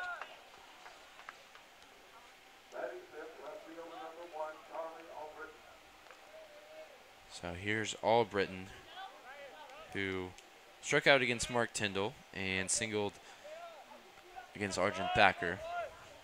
It's 1 for 2. It'll be interesting to see, you know, Tyndall didn't throw many pitches. He also didn't really have his usual command, as Albritton shows bunt. Is it a possibility that we see him start in one of the 2 games tomorrow? I mean, I think it would be a surprise, but with the way things are going for Trinity, I would say this. Don't rule anything out. Anybody could be in the lineup. Anybody could be starting. I think it's that point in the season where it's time to try things and see what works. Albritton's second bunt attempt is equally unsuccessful. He's behind in the count, 0-2. He didn't really try to pull either of them back either. Just kind of left him out there.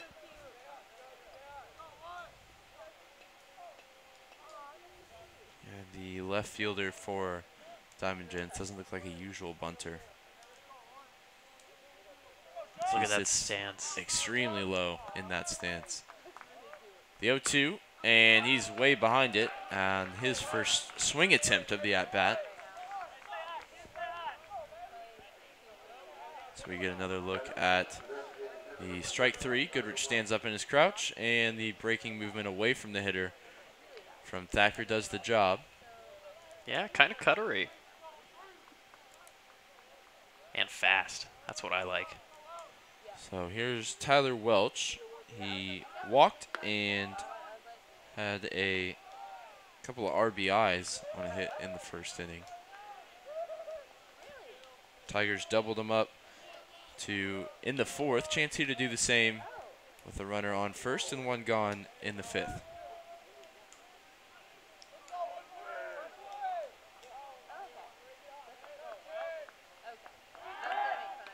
Another throw over towards first.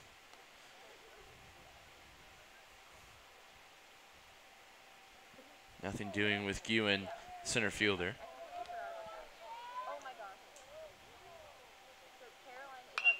And this one's hit out into center field. It gets down in between Martin and Meredith. And there's going to be runners on the corners here. Still just one gone as Welch gets himself a single and advances Guin over towards third.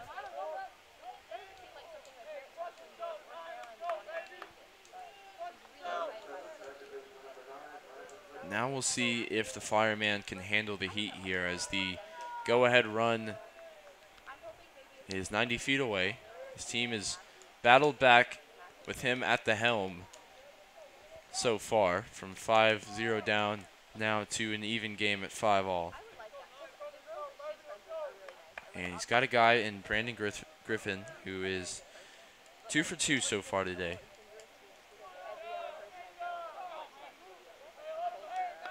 Strikeout here would be so huge. He scores around the bunt. I wonder if he would just be advancing the runner at first and kind of daring the Tigers to throw to second, seeing what Guin, who's obviously quick as a center fielder, can do at third. All kinds of mind games involved in that square to bunt. No. And that's going to be Arjun Thacker's last contribution. He comes in a pressure cooker situation in the first inning, gets the Tigers out, only gives up the 1 run. And he takes us all the way here to the 5th inning, where there's 1 out and runners on the corners. It's going to be one of those guys in the huddle coming in relief. Can't quite get a number. As it splits up, it looks like it's going to be 28 for the Tigers, who is Carter Frank. Carter Frank, who we saw, I believe, against Chicago. So we pulled up his game log. The junior right-hander out of Missouri City, Texas, has been seeing more action recently than he's seen so far in his Tiger career. We did see him for 3 2/3 against Chicago. Only gave up 2 hits. He was excellent in his appearance. 2 hits, 2 walks, and 2 strikeouts. No runs for the Maroons against the Tiger Junior. As he takes his warm-up. Tosses to Goodrich. Tigers would love for him to get out of this inning with just 1 ground ball to a middle infielder. We're still here in the 5th. As it's, it seems like the game's been going on for a while. It's still early days relatively. We're about at the halfway point. A lot of baseball left to be played. So you can't fret too much over 1 run. Obviously not ideal if the Gents retake the lead here for the home team, but they've shown the ability to battle back so far from the plate, scoring in the last couple of innings consecutively, every inning except the first. And a place for Carter Frank, much like Arjun Thacker has done to a large extent, to come in and say, hey, I'm a guy. I'm a guy that you can rely on, and you put me in a big pressure situation where I've got men on the corners and I need to get 2 outs. I can do that job for you. And he gets to say that not only coaching staff, but to himself as well. So, yeah, absolutely. An opportunity is what I would say here. Seen some guys in terms of Loneker and Corey Cater, who the Tigers like to turn to late on in games. It's that middle relief I think they're still trying to feel out. We've seen Thacker a couple times. Now we've seen Frank a couple of times, each of them auditioning for that 6th, 7th inning role, I feel like. Of course, not as predictable in any sense of the word as in terms of maybe a major league situation where you have those guys designated in those roles and you expect your starter to go 5, 6, 7 innings every time. We don't have that luxury, but when you can. Certainly helps out. And to your point, college baseball, there's so many things going on outside of baseball. When you think about how weird baseball is and how difficult it is to sustain yourself and your success over the course of the season, and then you add on top of that all the stresses that college athletes go through, it's really no surprise how much things shuffle around. And really the search for consistency is the most difficult one, in my opinion. Big 3-0 pitch there finds the strike zone for Franck. Yeah, there was the big controversy surrounding the NCAA advertisement of the life of a student athlete, which was a 30-second video clip of a paid actor. Of course, can't be a NCAA athlete. No, they don't Fear get of paid. violating those rules, but it was oversimplified, and it made it seem like the life was simple, and you go eat, you go to class, you go to practice, and it's just not an accurate picture of what these guys go through day in, day out, especially during season. No, it's a grind, and I think that maybe people don't know that to the extent. I think if you haven't been in college athletics and you haven't been around college athletics, maybe that advertisement strikes you and you go, oh man, how cool, these guys, they get to play and all that stuff. It's not like that. It is a grind. I mean, these guys are working all the time, and it's difficult. And that's part of the reason why I respect them so much. And of course, there's a lot to go through. The Division III level, there's not scholarship offered in the equation. And so a lot of it is just for the love of the game. And these guys love to play baseball. They came here to try and win a national championship. Add another banner out in right field. And Carter Franck's come in to try and get the Tigers out of the jam here, and he struggled so far. Yeah, fastball command has been a little bit off. I've noticed the release point is not entirely consistent, so shoring that up, I think, would go a long way. If you just watch where the ball is coming out of his hand in relation to his shoulder, that's a really good thing to focus on with Carter Franck and how well he's doing. If it's consistent, usually the fastball is landing where it's supposed to or thereabouts. If it's not, I think sometimes the fastball can run low, can run to the left of the zone, things like that. That one right in there on the breaking action. Tigers have gotten 4 outs out of 4 at-bats from the bottom 2 in the Centenary order. They would take 2 more right now. They'd bite your hand off, in fact, with the bases loaded. If there was ever a time to prove that your luck had changed, this would be the time to do it.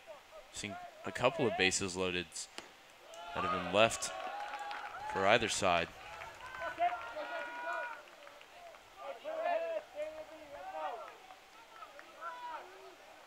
Tigers have left 7 on base and Centenary 6 up to this point.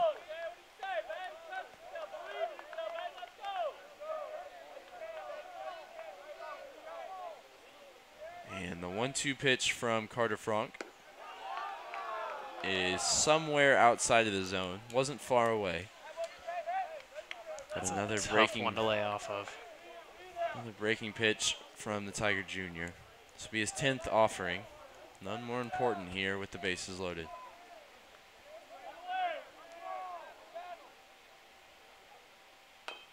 And that's a softly hit ground ball. It'll go basically as a bunt, and sometimes it's better lucky than good there for Salzman. He checked his swing, it appeared, didn't go all the way around, and it just dribbled in between all of the Tiger defenders in the vicinity. The run comes in, so the Centenary Gents retake the lead here in the 5th. Just when you think. Just when you think. Base is still loaded with 1 out, and the senior infielder Andrew Russell digs in. He's 0 for 2.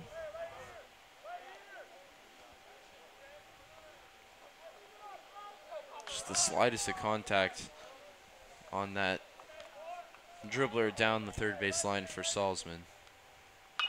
And this one's hit more solidly. A chance to turn 2 as they flip across, and the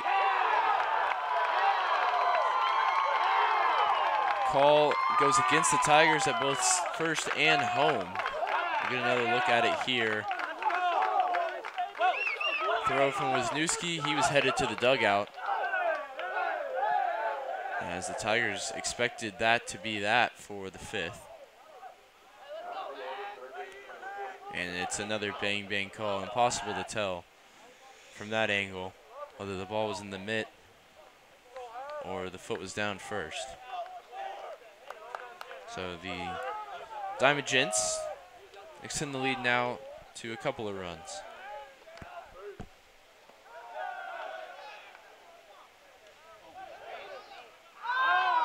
They got him. What a way to end the inning. Good grief. And so the Centenary Diamond Gents reclaim the lead here in the 5th. After Carter Frank came on in relief, they notched 3 runs and leave 1 man on after a fairly prolific inning at the plate. We'll see what the Tigers have in response when we come back here on the Tiger Network. I'm going to go grab a drink.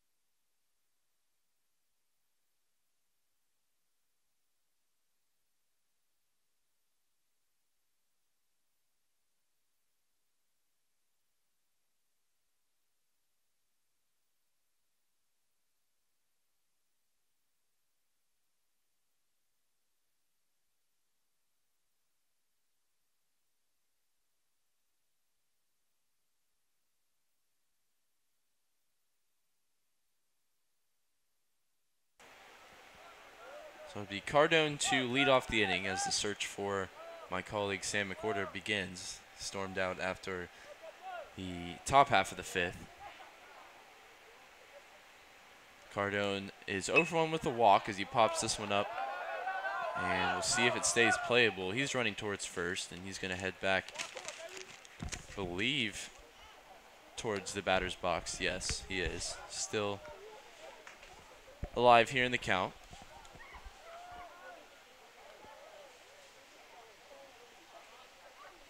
Cardone first pitch swinging, which is to some an oxymoron. I'm in that camp. And here's another one popped up. This one is in fair territory. Fairly simple play to be made, and it is by Ewan out in center. 2 straight pitches swinging from Cardone. Will someone think of the children?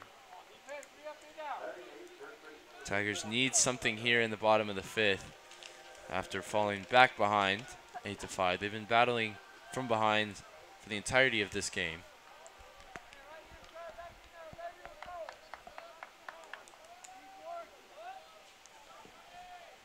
Maybe offensively that role suits them as they've scored 2 in the 2nd, 1 in the 3rd, 2 in the 4th.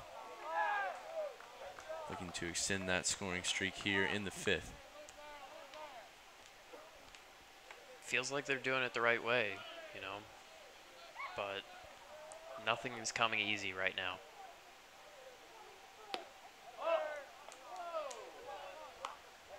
Tucker lays off.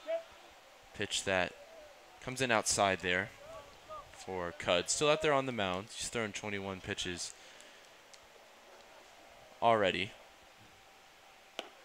Be interesting to see how long they let him go, not necessarily from a perspective of how many runs and hits he's giving up, but more from a perspective of how much stamina he has in that arm.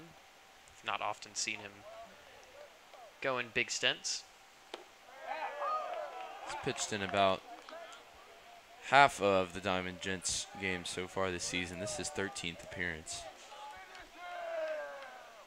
And with the way the series is set up, this will probably be his only contribution in terms of a doubleheader tomorrow. Clearly, head coach Mike Diaz feels it's important to grab this game 1 here when it's there for the taking, putting his best reliever out in the 4th inning.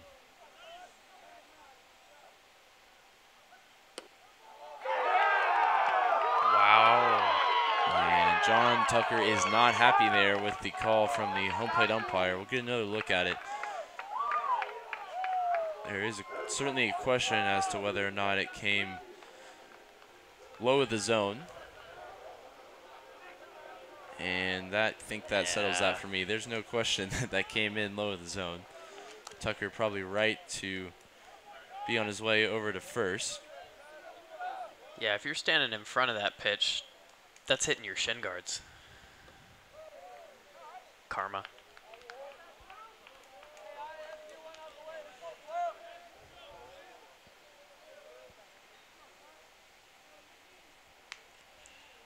Tigers looking to turn something around here. They went into the TLU series. When they grabbed that first win, that was a 10-game winning streak for them, and it seemed like nothing could go wrong. And now it seems like the polar opposite here in the last 3 games and heading into this one. Bit of Murphy's Law in action for the Tigers. Are we the John Tucker of baseball clubs? You'd hope not, as this one is shot out into right field. Going back onto the warning track Sure is feels Crowder, like it. and Wisniewski's unable to grab a hit to extend the inning. So the Tigers stay behind 8-5 heading into the top of the 6th on the Tiger Network.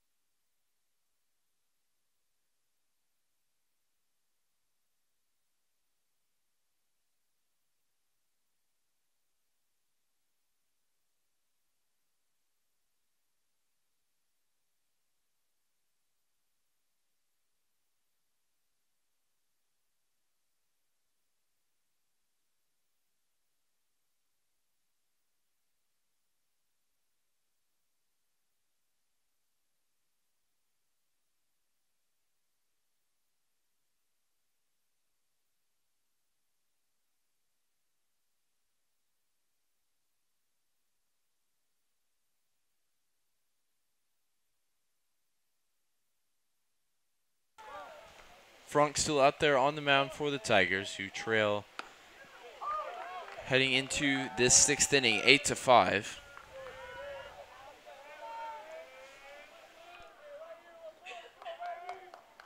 The Lake Charles, Louisiana native. Haggard has now led off in 4 out of 6 innings. So aptly placed in terms of being one of their best hitters for average. He's gotten all kinds of opportunities to kick off innings. He's 1 for 3 so far.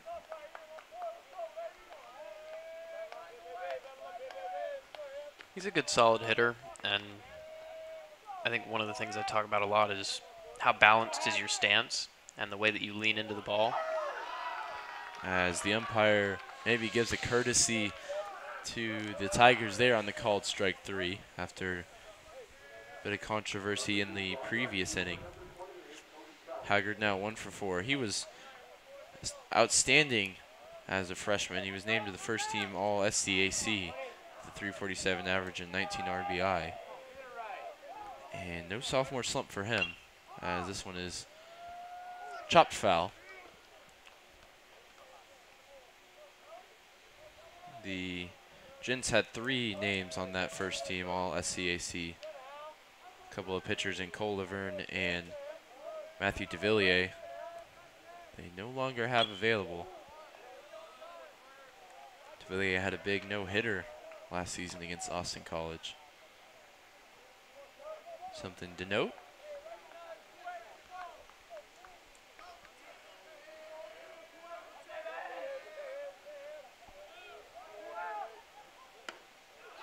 And there's another called strike 3 as this umpire is just in the mood.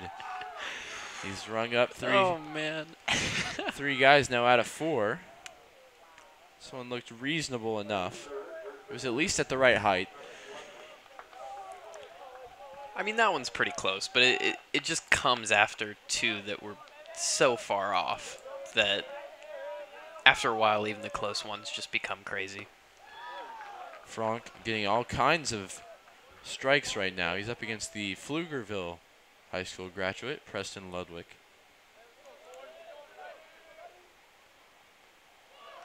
And there's another swing and a miss as the Gents just really want to give Franck here a opportunity to strike out the side. It's an 0-2 count for the junior on the mound. And the offering is going to be hit right at Logan Morrison, so an extremely quick inning, and the Tigers' bats will be right back up when we come back for the bottom of the 6th.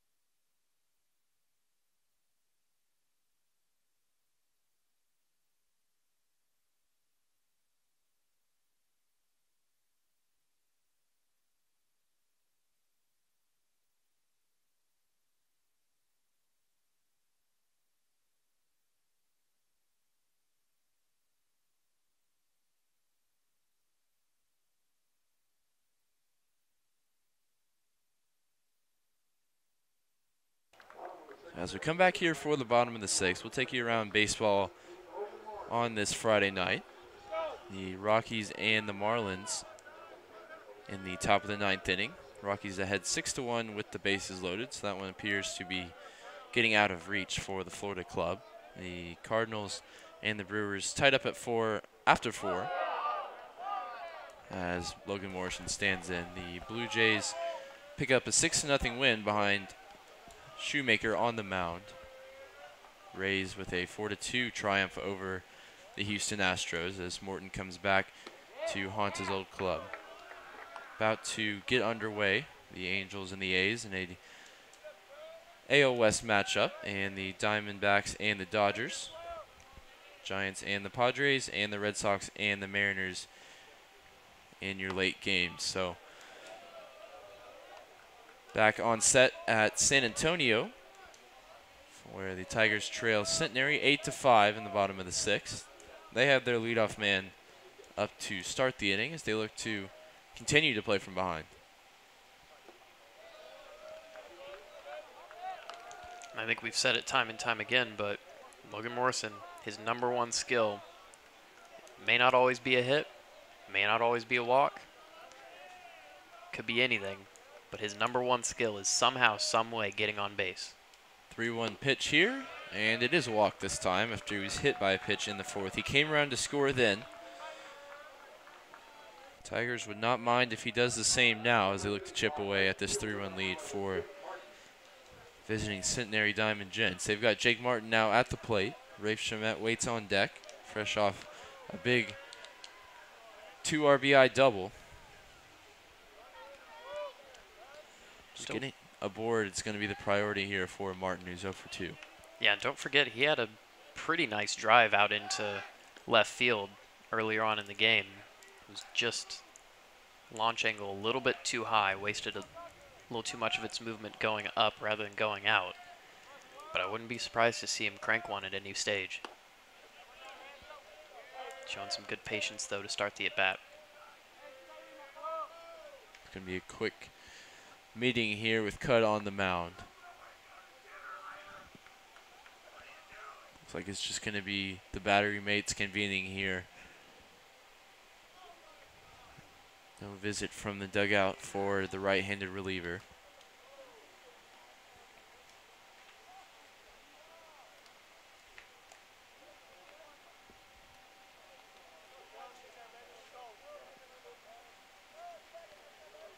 Cudd's was, an unknown quantity to at least the rest of the nation.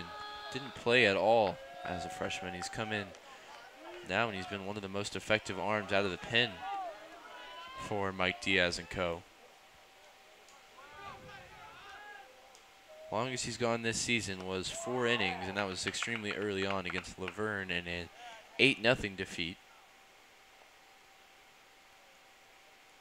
Didn't give up any runs, though, for his 4 frames of work. Tends to go about 2 over the last 5-6 appearances. He's gone anywhere between 2 innings and 2 2/3.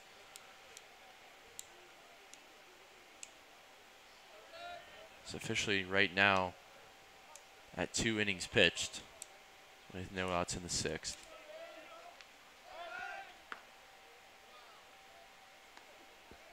Pick off to give your catcher behind the plate a little extra time to catch his breath after being hit with one on the knee.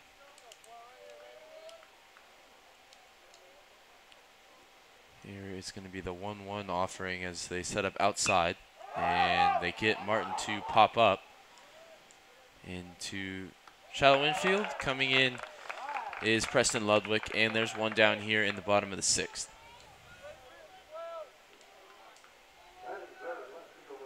I mean, again, Jake Martin making contact. Obviously not a good result, but at times throughout the past 5 or so games, it has seemed like he's been the only one at the plate with a bat for the Tigers. So at least continuing to see him make contact is positive. I'd like to see same thing from some of the other guys in the lineup. And eventually some of those are going to drop. And that's all you can hope for. Rafe Chamet, who's 2 for 3 today. He left the bases loaded in the 3rd, but he came back with a big 2 RBI double in the 4th. Just need something here. Get on base. Don't try to do too much with Meredith waiting on deck. Also had a double to follow up Chamet in the 4th. He squares around to bunt and lays one down the 3rd base line. Looked like a play where maybe he was going to try and beat it out himself. Not the first time he's tried that this game either. Maybe the Tigers smell a defensive weakness over there at 3rd base.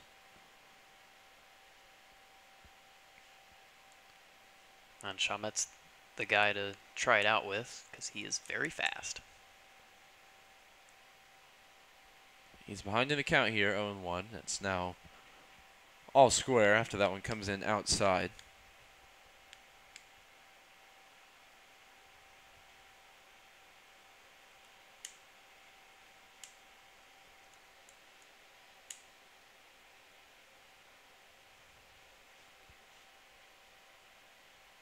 That one comes in low, gets away from the man behind the plate, and Morrison says thank you very much, and the force out is removed from the equation.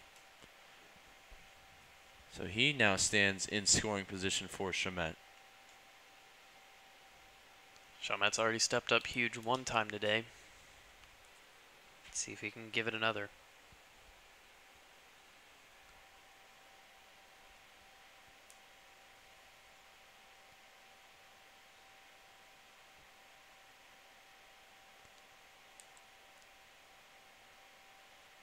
Yeah, something seemed off there on the pickoff attempt from Cud, and there was. It was a balk from the man on the mound. Just in too many minds about what he was going to do there. So a free base for Morrison, who continues to advance. Now stands 90 feet away for Shamet. Cud needs to focus here on the man with the bat in his hand. Set up inside, and they do go inside. Inside and low near the shoes of the Tigers' #1.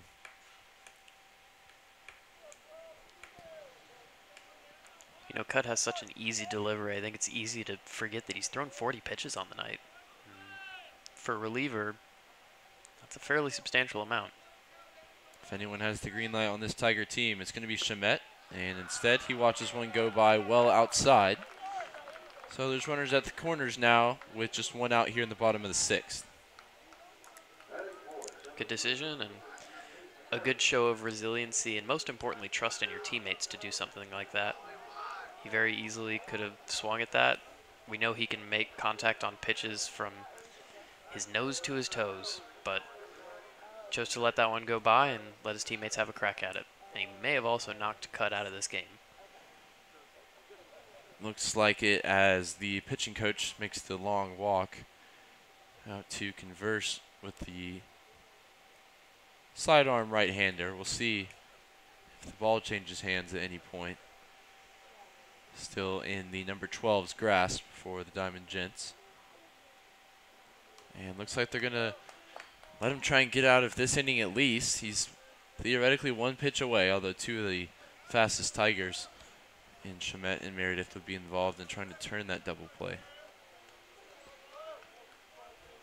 And Logan Morrison waits on third base, looking to try and cut this lead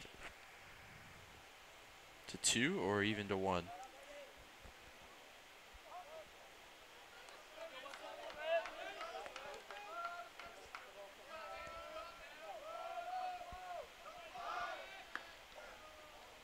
Throw over towards Shamet.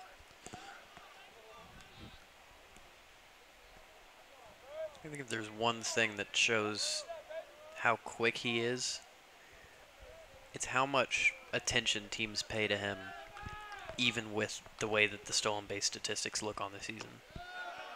They know. Something extra for pitchers out there to think about.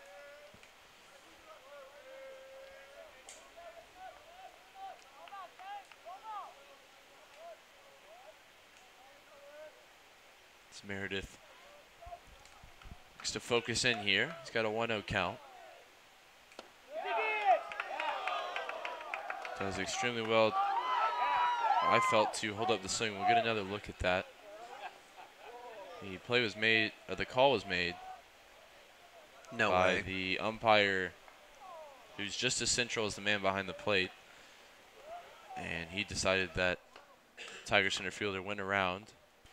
Not sure he's necessarily in the position to make that call. This one's put out into right field, and it's going to get down for Mason Meredith.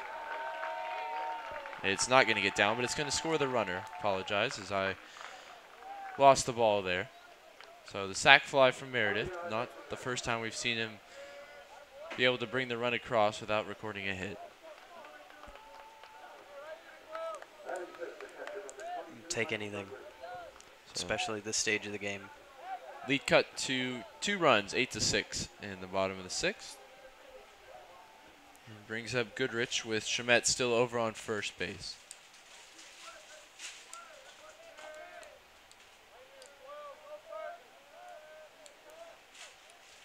And Cud battling to get to 3 innings pitched for the first time in over a month.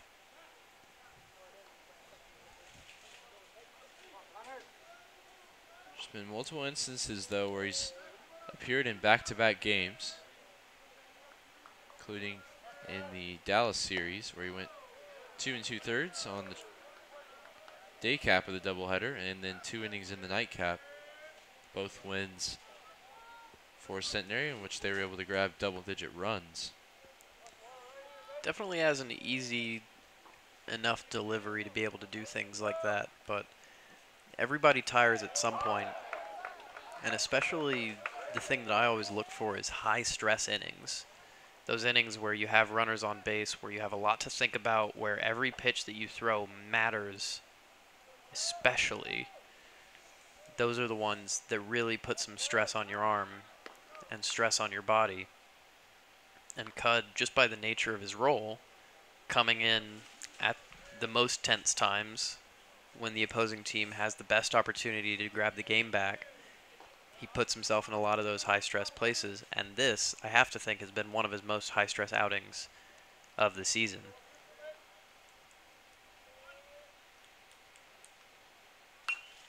Goodrich pops this one up. He was well under it. We'll see if it stays in play. Looks like it will, but it gets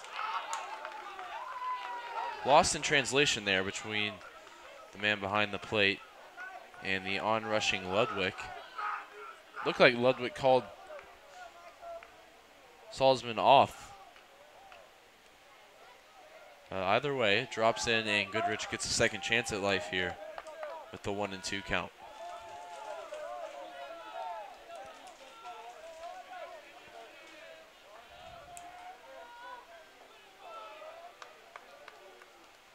Definitely been chances to take advantage of the defensive miscues from Centenary. Got 5 errors recorded on the scoreboard out in left field. No errors for the Tigers, yet they trail here by 2 runs. And Michael Goodrich behind that offering from Cud. Tigers claw one back, but they leave Rafe Shamet stranded on first base. We'll be back with you for the 7th inning here on the Tiger Network.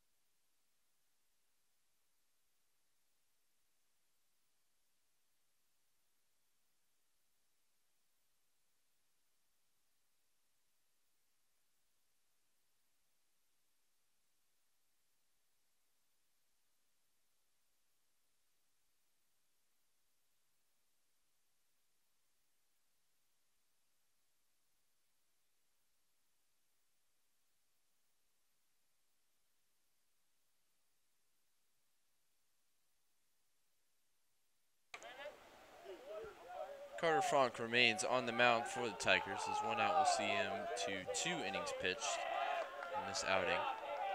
Had 3 2/3 on the 25th against Chicago. His last time out. It's Cameron Ewan. He's 1 for 2 on the day. Also played some really good defense out in center field. And for Frank, he just wants a repeat of what happened in the 6th. Got a couple of strikeouts and a pop out on, I would say, around 10 pitches. It was ideal for the right-hander in relief. Gets a ground ball here. Should be playable for Morrison as he fires over to Tucker. Everybody does their job, and there's one down here in the 7th. Exactly the start he's looking for, and like you mentioned, quick inning, put it right back in the hands of your offense.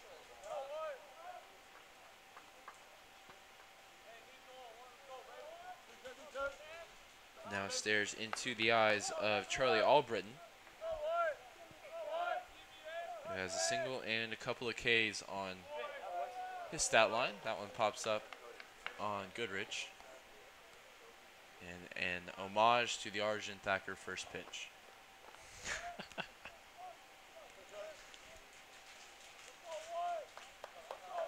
Frank has 26 pitches thrown so far. That's his 27th. He has the ability, he's missed quite a bit of action throughout his Tiger career due to injury, but seems like he's come back, now a junior. Has the ability to go for, 3-4 innings out of the pen for the Tigers when need be.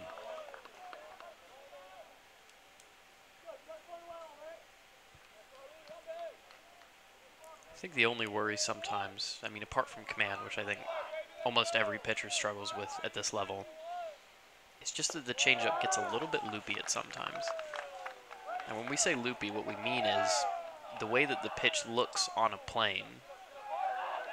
You can tell that it's either not a fastball, or if it is a fastball, it's way out of the zone.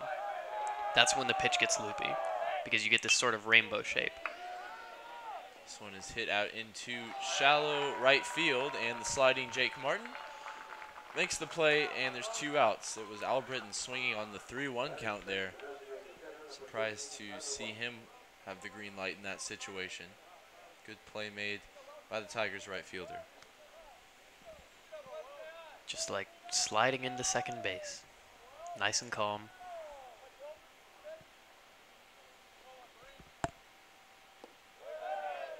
Brings up Tyler Welch. He's got a 2 RBI single in the 1st, a walk in the 3rd, and a single in the 5th. So he's had himself a night so far.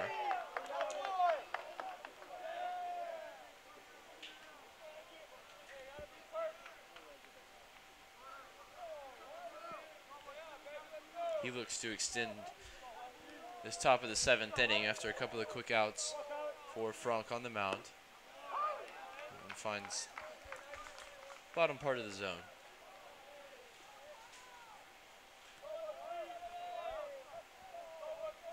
Frank's release point has looked a lot better and more consistent for the most part over these last 2 innings. I think that's a big part of his success. When it starts deviating to the left, I think that's when a lot of his issues come in. Saw a good example of it there as he bounced that one in to make the count 3-1. And that one drops right in. Clearly no intent besides just standing in there for Welch on that pitch. So the count runs full with 2 outs in the top of the 7th. Centenary leads 8-6.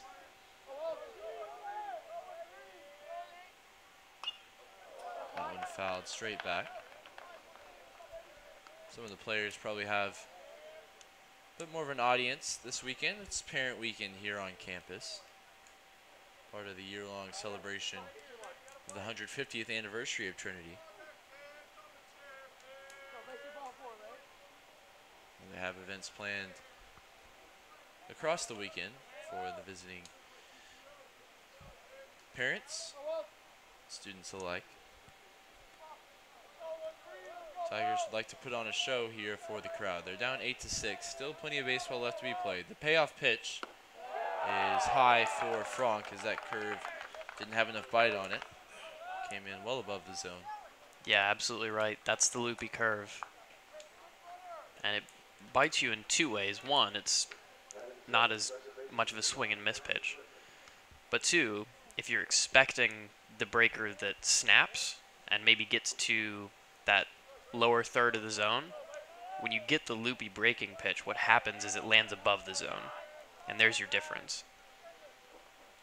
Here's another guy for the Gents with 2 hits and a walk. It's Brandon Griffin.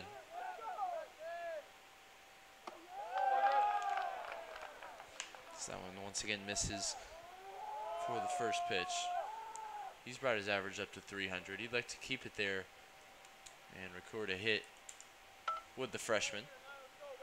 We'll see if that is Frank's last offering. I wouldn't be surprised, as he's struggled over the last couple of batters.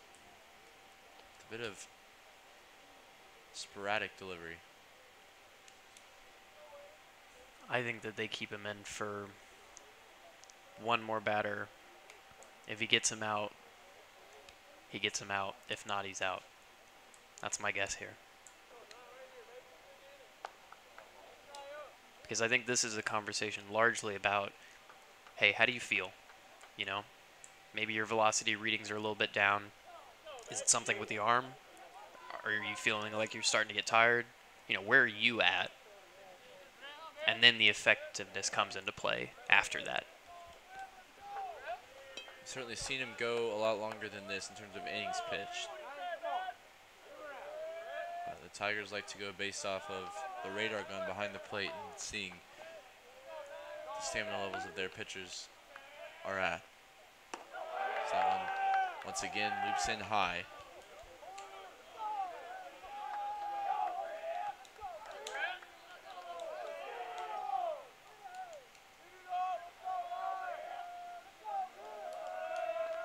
Runner over on first. Concern, though, is Griffin at the plate. So that one drops below the zone.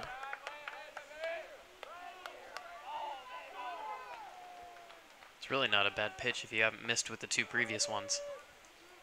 Yeah, that's another part of missing high, is it takes away from the effectiveness of placing pitches down low.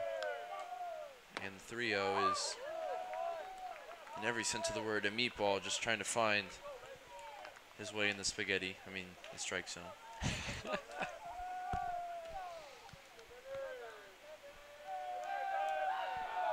The 3-1, and they get the walk, I believe, as it came in too high. And the throw down from Goodrich was not in time. So there's 2 on now, with 2 outs for Salzman. Salzman had just about the most fortunate hit that you'll see at any level of baseball his last time up. He grabbed an RBI single that went about 3 feet from home plate. You just had to remind me, didn't you? But other than that, he's struggled a bit at the plate. He had a sacrifice and move the runners in the first. I believe that was a punt. And he struck out in the third and made minimal contact in the fifth. So an opportunity for Frank against somebody who the Tigers feel like they should be able to get out. You hear the energy coming from Centenary's dugout as they add to their noise levels every time Frank's unable to hit the zone. And I have to think that if somebody wasn't already up in the pen before that last walk, they are now. And my only problem with that strategic call is I just think you have somebody up there earlier and you pull the trigger earlier. I get it. You've got 2 games to play tomorrow. But you got to win this one, right? You're down only 2 runs. You're struggling. This may be your best opportunity to really break out of something. And if Frank grabs it back, great, you look like a genius. But if he doesn't, whoever comes in next is in an even worse position. Got a big swing and a miss on the last pitch, the 1-1. Very similar pitch, and Salzman did not offer that time.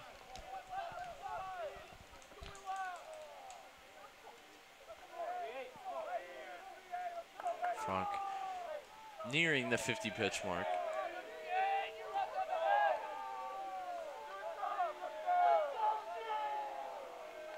Shown a lot of trust in his breaking ball.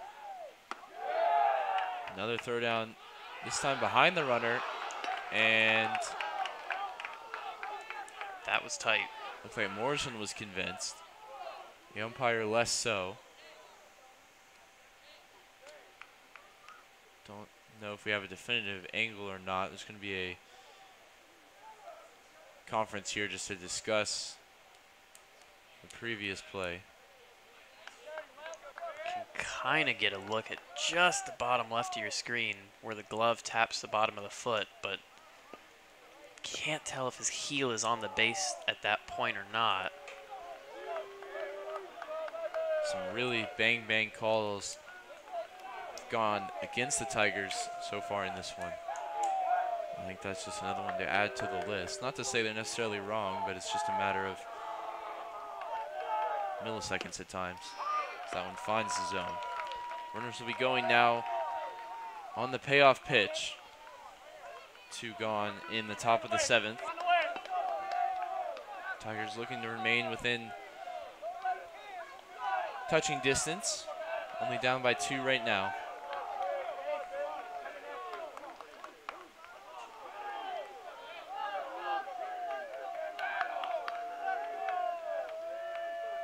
And the payoff pitch is hit foul. It was a shot down the third baseline. The Tigers will be thankful to stay left of the bag. Tigers will have 6, 7, 8. Bender, Cardone, and Tucker due up in the bottom half of the inning.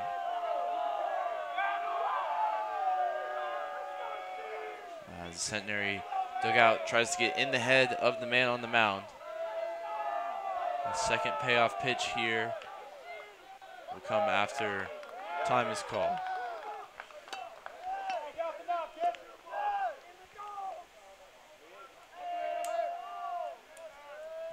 I don't think he will, but I would go breaking ball here.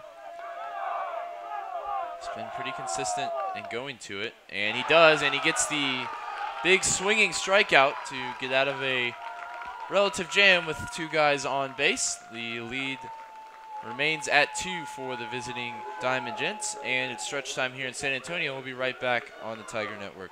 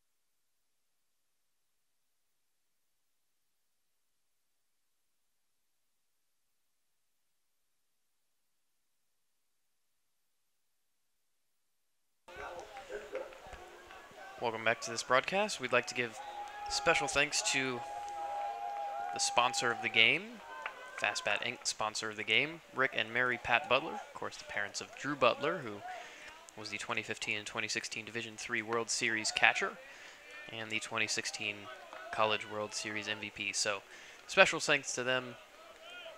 Always appreciative of our sponsors. Dallas Bender, Brian Cardone, and John Tucker due up here in the bottom of the 7th inning as Bender puts the bat to the ball here, and it's going back, and it's just about 395 feet, and it needed to be 400 to get out in dead center. The deepest part of the ballpark is where Bender put that one. So put that down to another act of misfortune for the Tigers. It's the second time Bender's hit the ball pretty much to the warning track. When nothing goes your way, nothing goes your way. And that's how it feels for the Tigers right now. Cardone takes the first pitch low. Popped out to shallow center field his last time up after surviving a near foul out.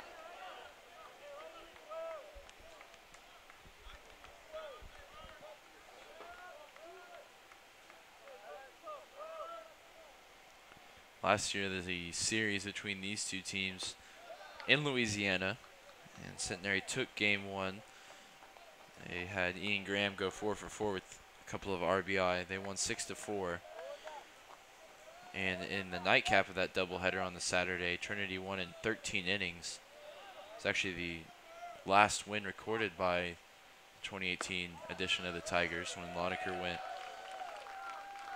for 9 2/3 and only gave up 1 earned run with 12 Ks to go with it. So he was remarkable in that final victory for the Tigers. They fell the next day 9-3 to Centenary, and Centenary scored 9 out of the last 10 runs to win. So last season, the 4 games, 3 of them went to Centenary. And they're in the driver's seat here in the bottom of the 7th. John Tucker takes one extremely high and inside from Cud. Cardone walked just moments ago. And I said this over the break, but I think Cud is going to have to look really, really bad to get replaced in this inning.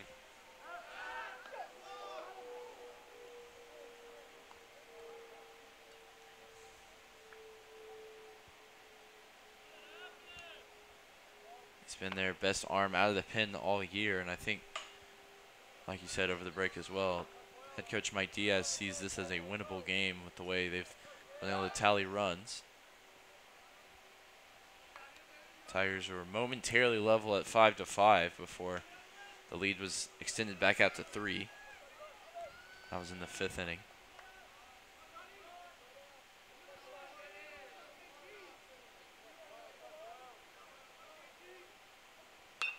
And that one is put on a rope from John Tucker. We'll see where this one lands. And it lands in the glove of the left fielder right up against the wall. And that had the potential to tie this one up from Tucker. I mean, it's a great swing on it. It's maybe a little off the end of the bat, but I think this is just exactly what we were talking about. When it's bad, it's bad. That ball, there's nothing you can do about it. 1 foot away from leveling this game. And instead, Wisniewski comes to the plate. 2 outs. Still 2 down. Wisniewski was able to reach on an error in the 2nd, walk in the 4th, and flew out in the 5th.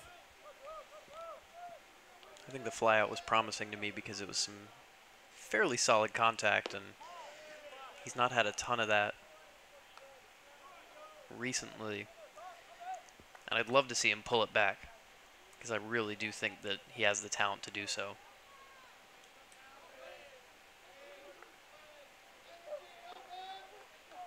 Cud wipes the hand on his left pant leg, and he comes and deals. And this one is put out into the outfield.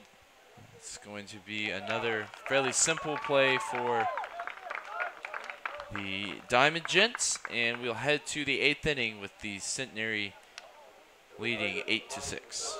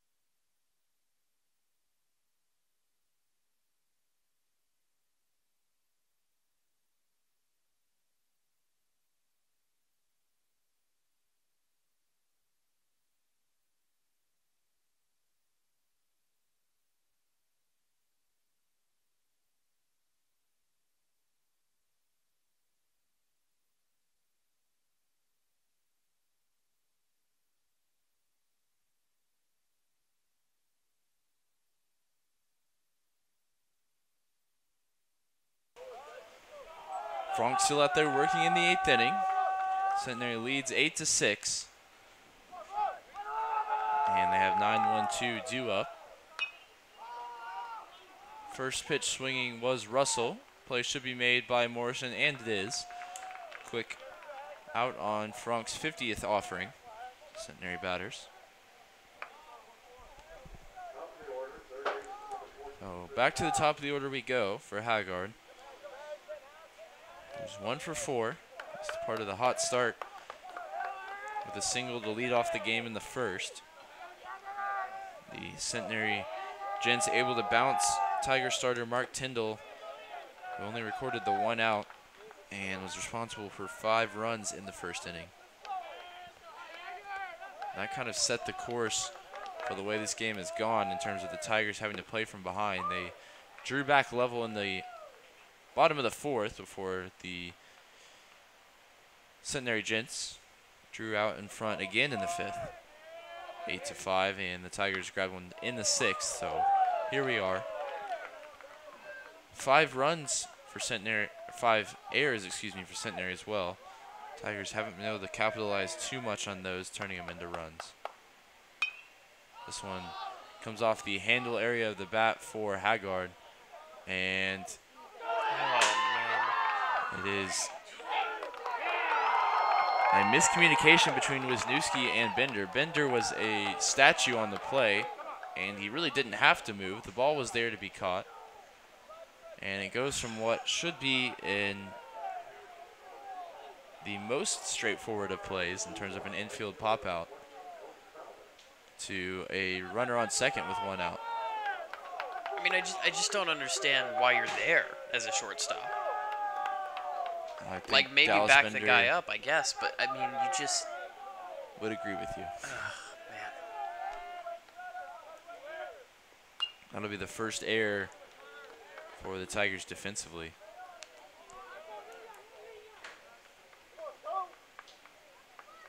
I just don't understand it. That's my problem. You know, you make an error, it eats you up on a grounder, fine, you know, but that's a mental error. Something that you can't afford, trying to come from behind constantly. And it certainly doesn't help out Frank, who's pitching his heart out. The guy's snapping off like 30 curveballs because that's his pitch tonight.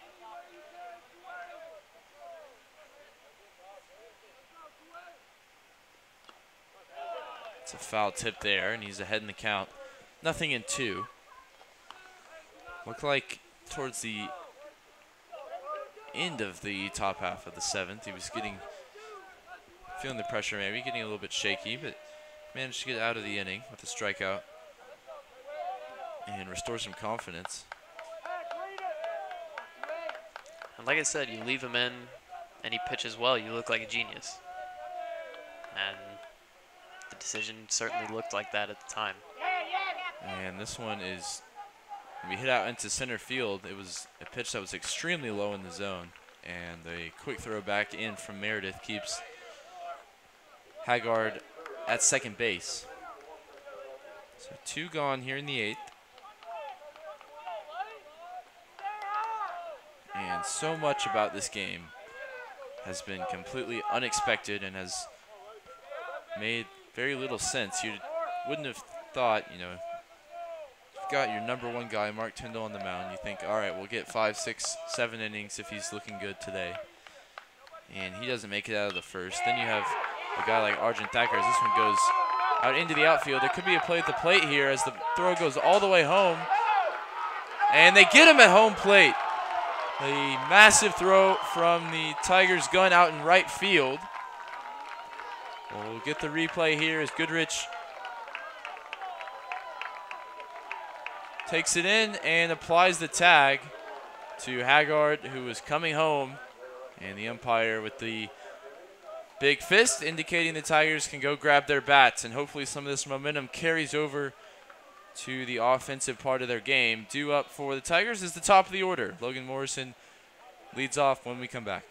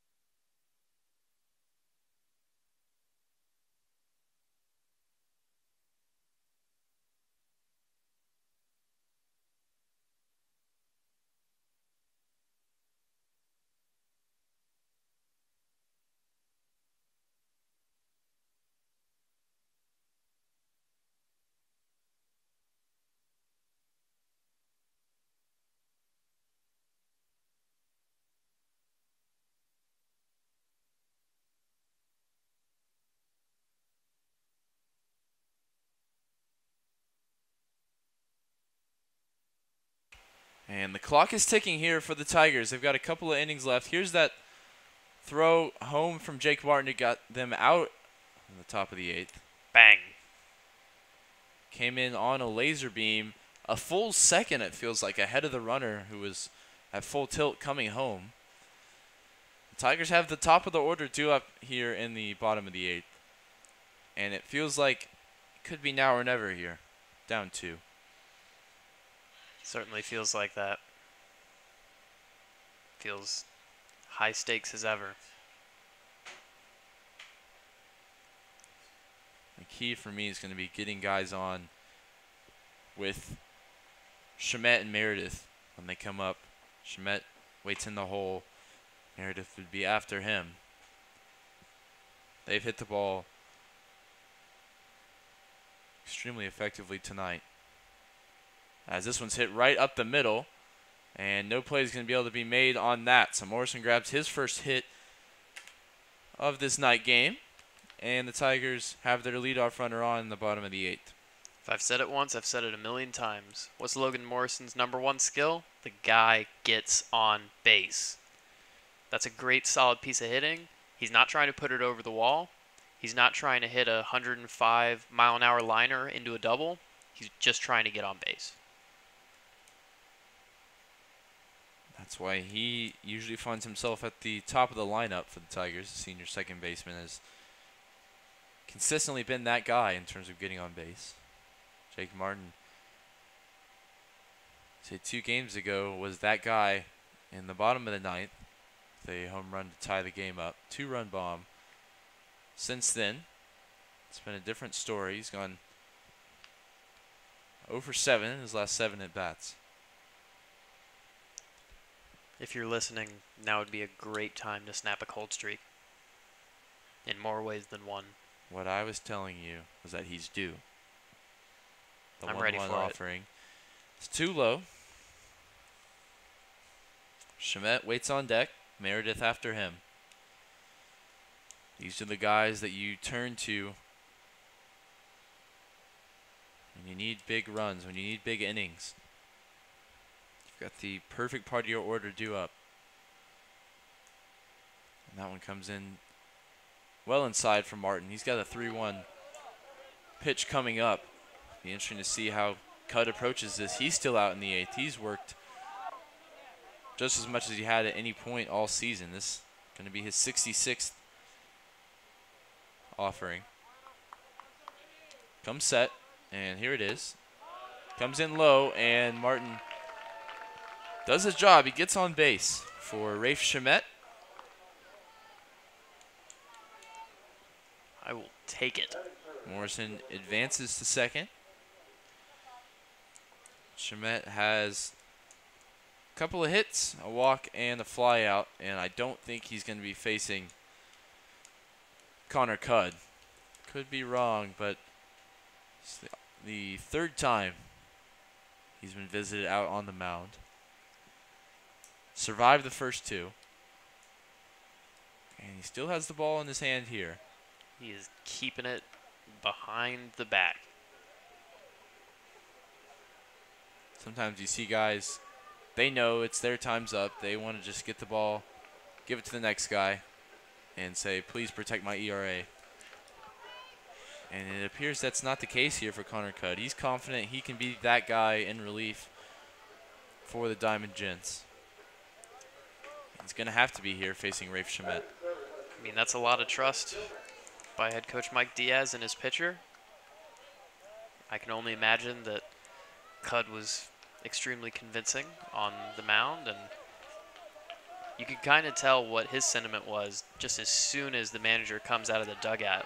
That ball is as far away from him as possible. Do you remember what you said at the beginning of the inning? What's the key for the Tigers? Getting guys on base with Rafe Shamet and Mason Meredith at the plate, and they have that opportunity here with nobody out. It's time, baby. Saw Shamet mixed fortunes with guys on base. He flew out with the bases loaded back in the 3rd, but then he came up big with a 2 RBI double later on. And he's ahead in the count 2-0 here. We saw on that at bat with the bases loaded, it seemed like he was trying to do too much and try to be the guy, bring everybody home, and swung at pitches he wouldn't normally. And I think he's kind of settled in since then. And a big opportunity for him here. He needs to relax and do what he does. And that is what he does. We'll see. He advances the runner, and it looked like the shift was put on him there. And it worked to good measure, although the Tigers do advance the runners to second and third. Tying run waits in scoring position. It's a ball that normally finds the hole and gets down the line even. Yeah, I think that's the second time we've seen the shift be put in play. It's the first time we've seen it come into play. But Diaz has definitely done his homework. Yeah, that ball bounced well out in the right field, and the second baseman was there to make the play. See what their homework is on Meredith. He's got a chance with runners at second and third and just one out. And that one's going to be booted by the shortstop and allows the Tigers to draw within one as Morrison was running all the way coming home. He comes in to score. That's his second run scored of the game. It's a hard hit, chopping ground ball. Difficult to deal with on the backhand. And it looked like he stumbled before getting to that ball. And he had such a huge run to get there anyway. That was deep in the hole. Yep, and it was given, I think rightfully so, an RBI single for Meredith. And a massive opportunity for the Tigers backstop, Michael Goodrich. Tigers need at least one more in the bottom of the eighth here. You know, it's been a night of fives. He's got 4 in the home run column. I'm not saying that that means anything, but I sure would like to see that number tick over. Would give the Tigers their first lead if they're able to plate a couple here, courtesy of Goodrich.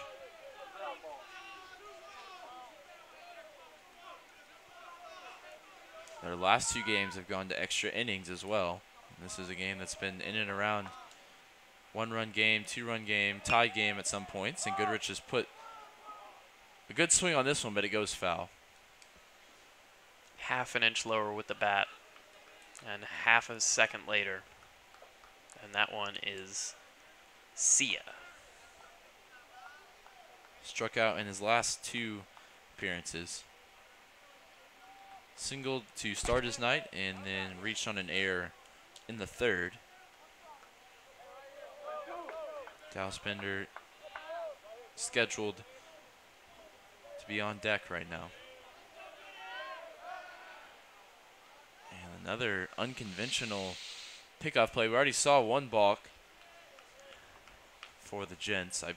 Was it cut or was it the starter? It was cut, and that one was playing on the edge of the rules.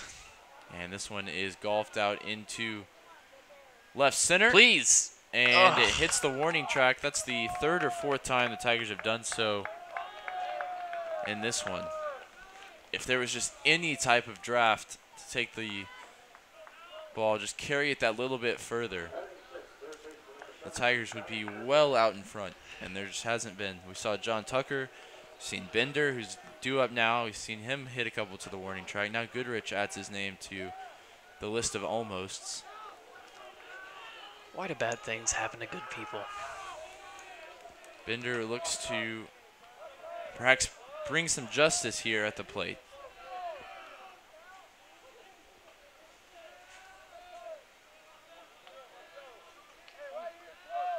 Runners on first and second, 2 out. Tigers trail by 1 after plating 1 here in the bottom of the 8th already. And that could have been Dallas Bender's pitch. Instead, he watched it go by first strike. He's typically a low ball hitter as well, so you're spot on when you say that that was his pitch. He's made really solid contact a couple of times tonight. 3 flyouts and the single.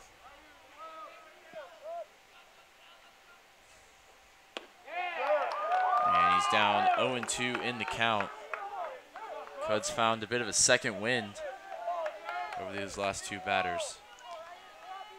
Yeah, I mean, when you get crushed and nothing comes of it, I guess that feels pretty good. Feel a little bit untouchable.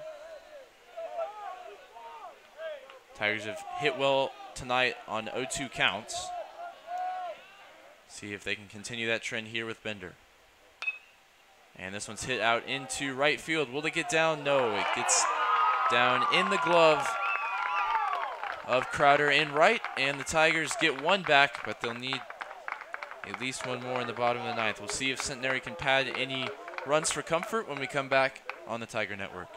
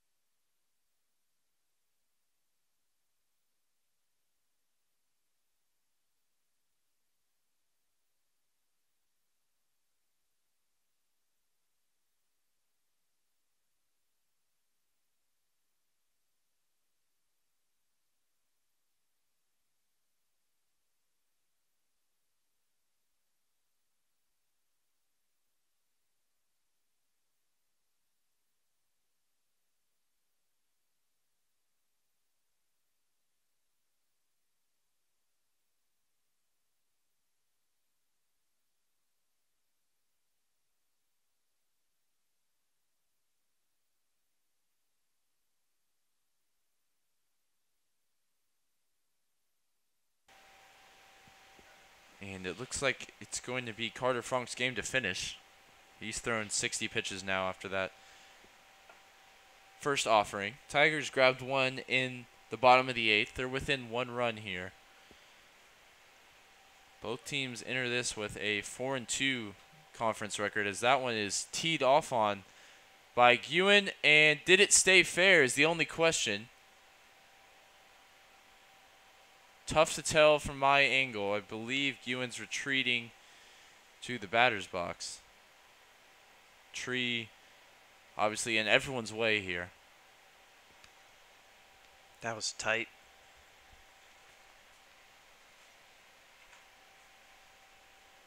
Guin stands in once again, 0-2.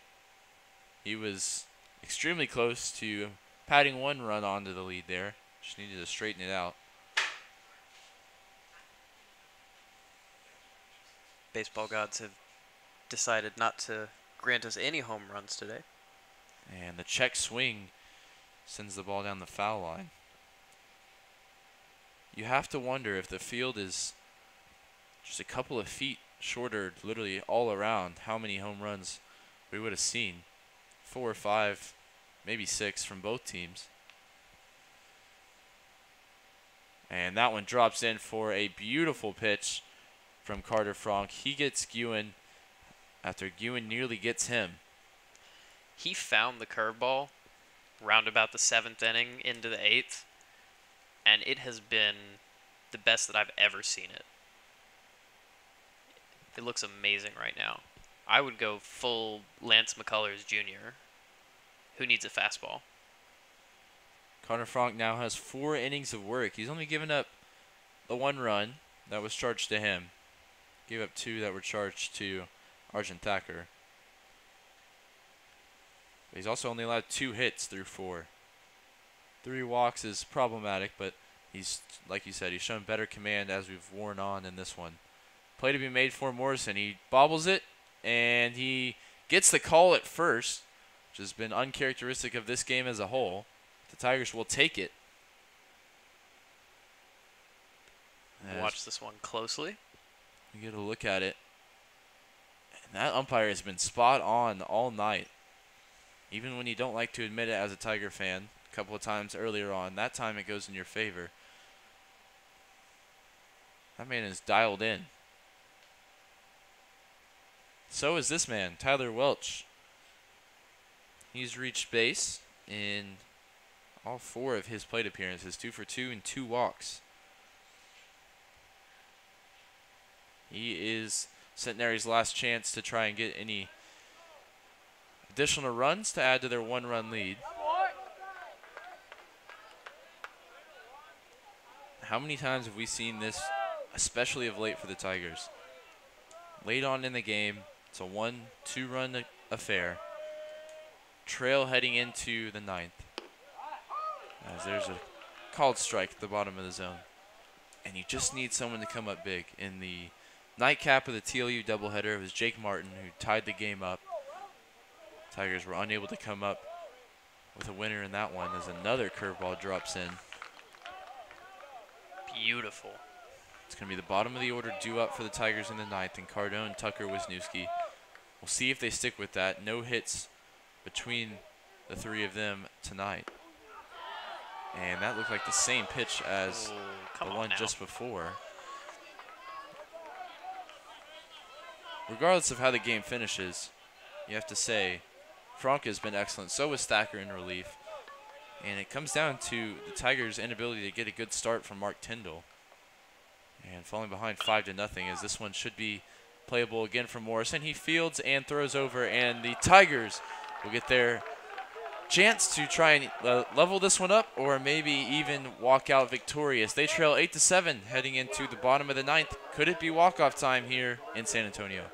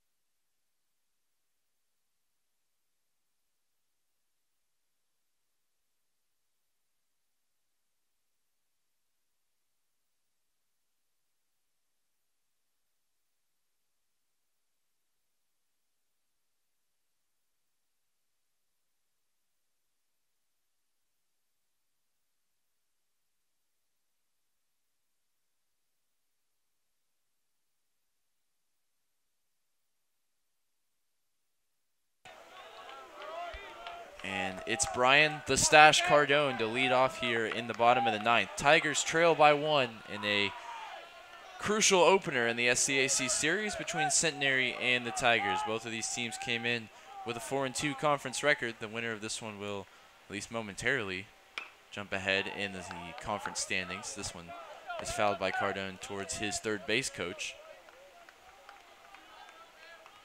Cardone is able to get on with a couple of walks so far. A base runner is what the Tigers need. A run is what the Tigers need to extend this one. Their last couple of games have gone 10 innings. Cardone behind in his count. 0-2. Be interesting to see if head coach Tim Scannell opts to go to his bench at all at the bottom of the order due up, or if he backs the guys he chose from opening first pitch. That one goes askew away from Salzman, and be a new ball put in play by the umpire here.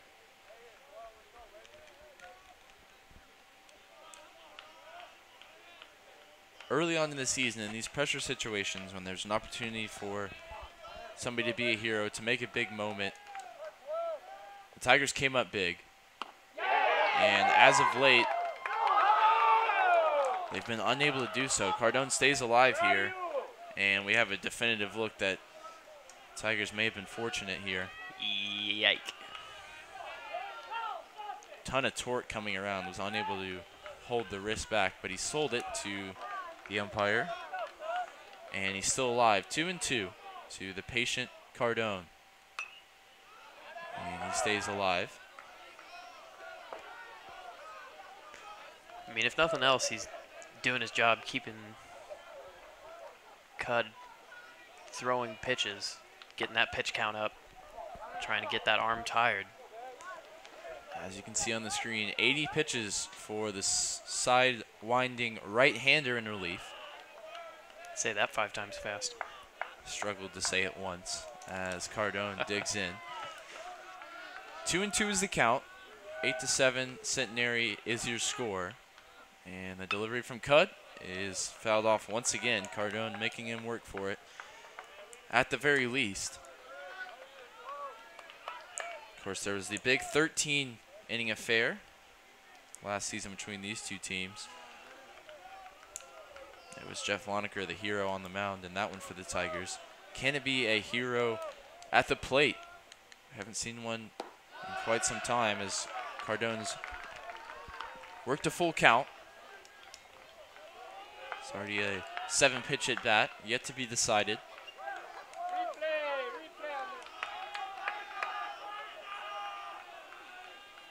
The worst thing to do in this situation is strike out. Want something that your teammates can build off of. And the payoff pitch, and Cardone goes down on strikes. He makes Cud work, but ultimately Cud has the last laugh.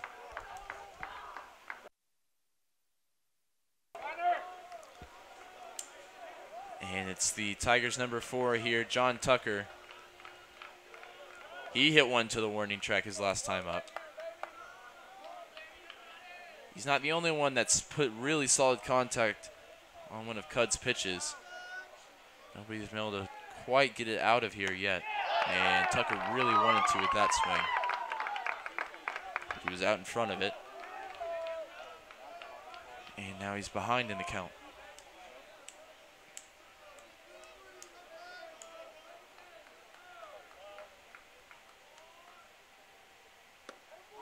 That one comes in inside for the umpire's liking. It wasn't far away. Tiny margin. He's called that a strike tonight.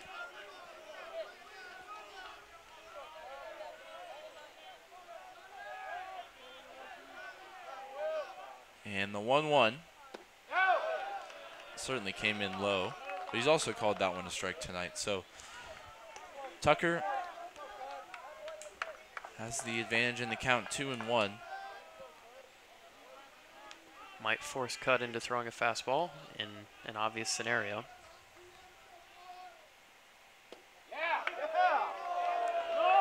And instead, John Tucker has managed to use every ounce of patience that he possesses to lay off of that one. He's got a hitter's count here, 3-1. Poor man is about to explode if he doesn't get a swing in.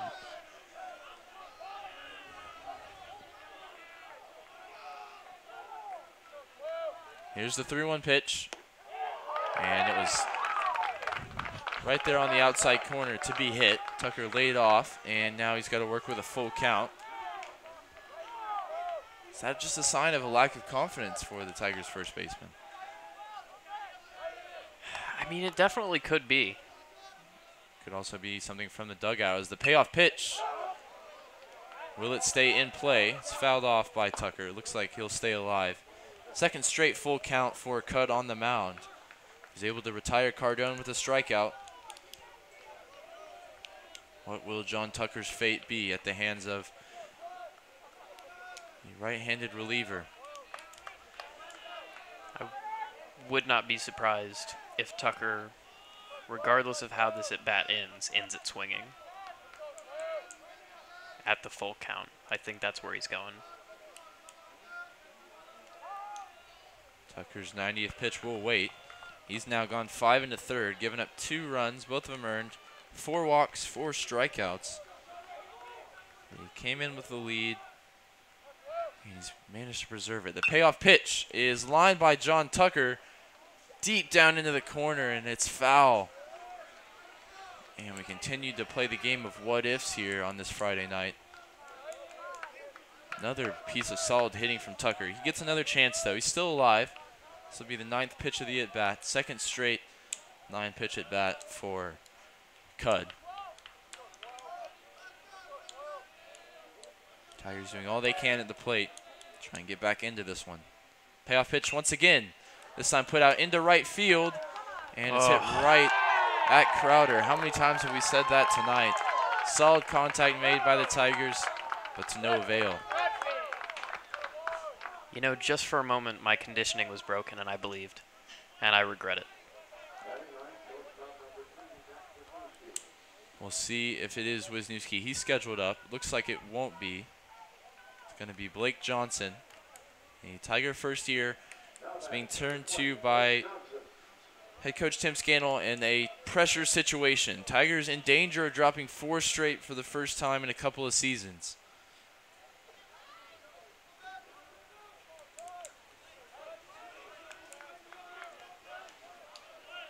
Well, this is your guy. It's who they've gone with, and he's first pitch swinging. And he fouls it off. He's behind in the count, 0-1. If the Tigers can get back to that top of the order, Logan Morrison waits on deck. He singled and came around to score in the 8th. A couple of walks before that in the 4th and the 6th. You have to get there. And Blake Johnson's going to be your guy if you do get there.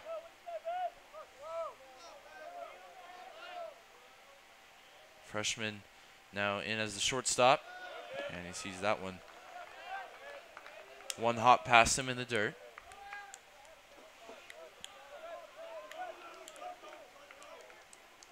You know, in theory, your chances of coming back from a 1-run deficit, even with 2 outs, they're not that bad, all things considered.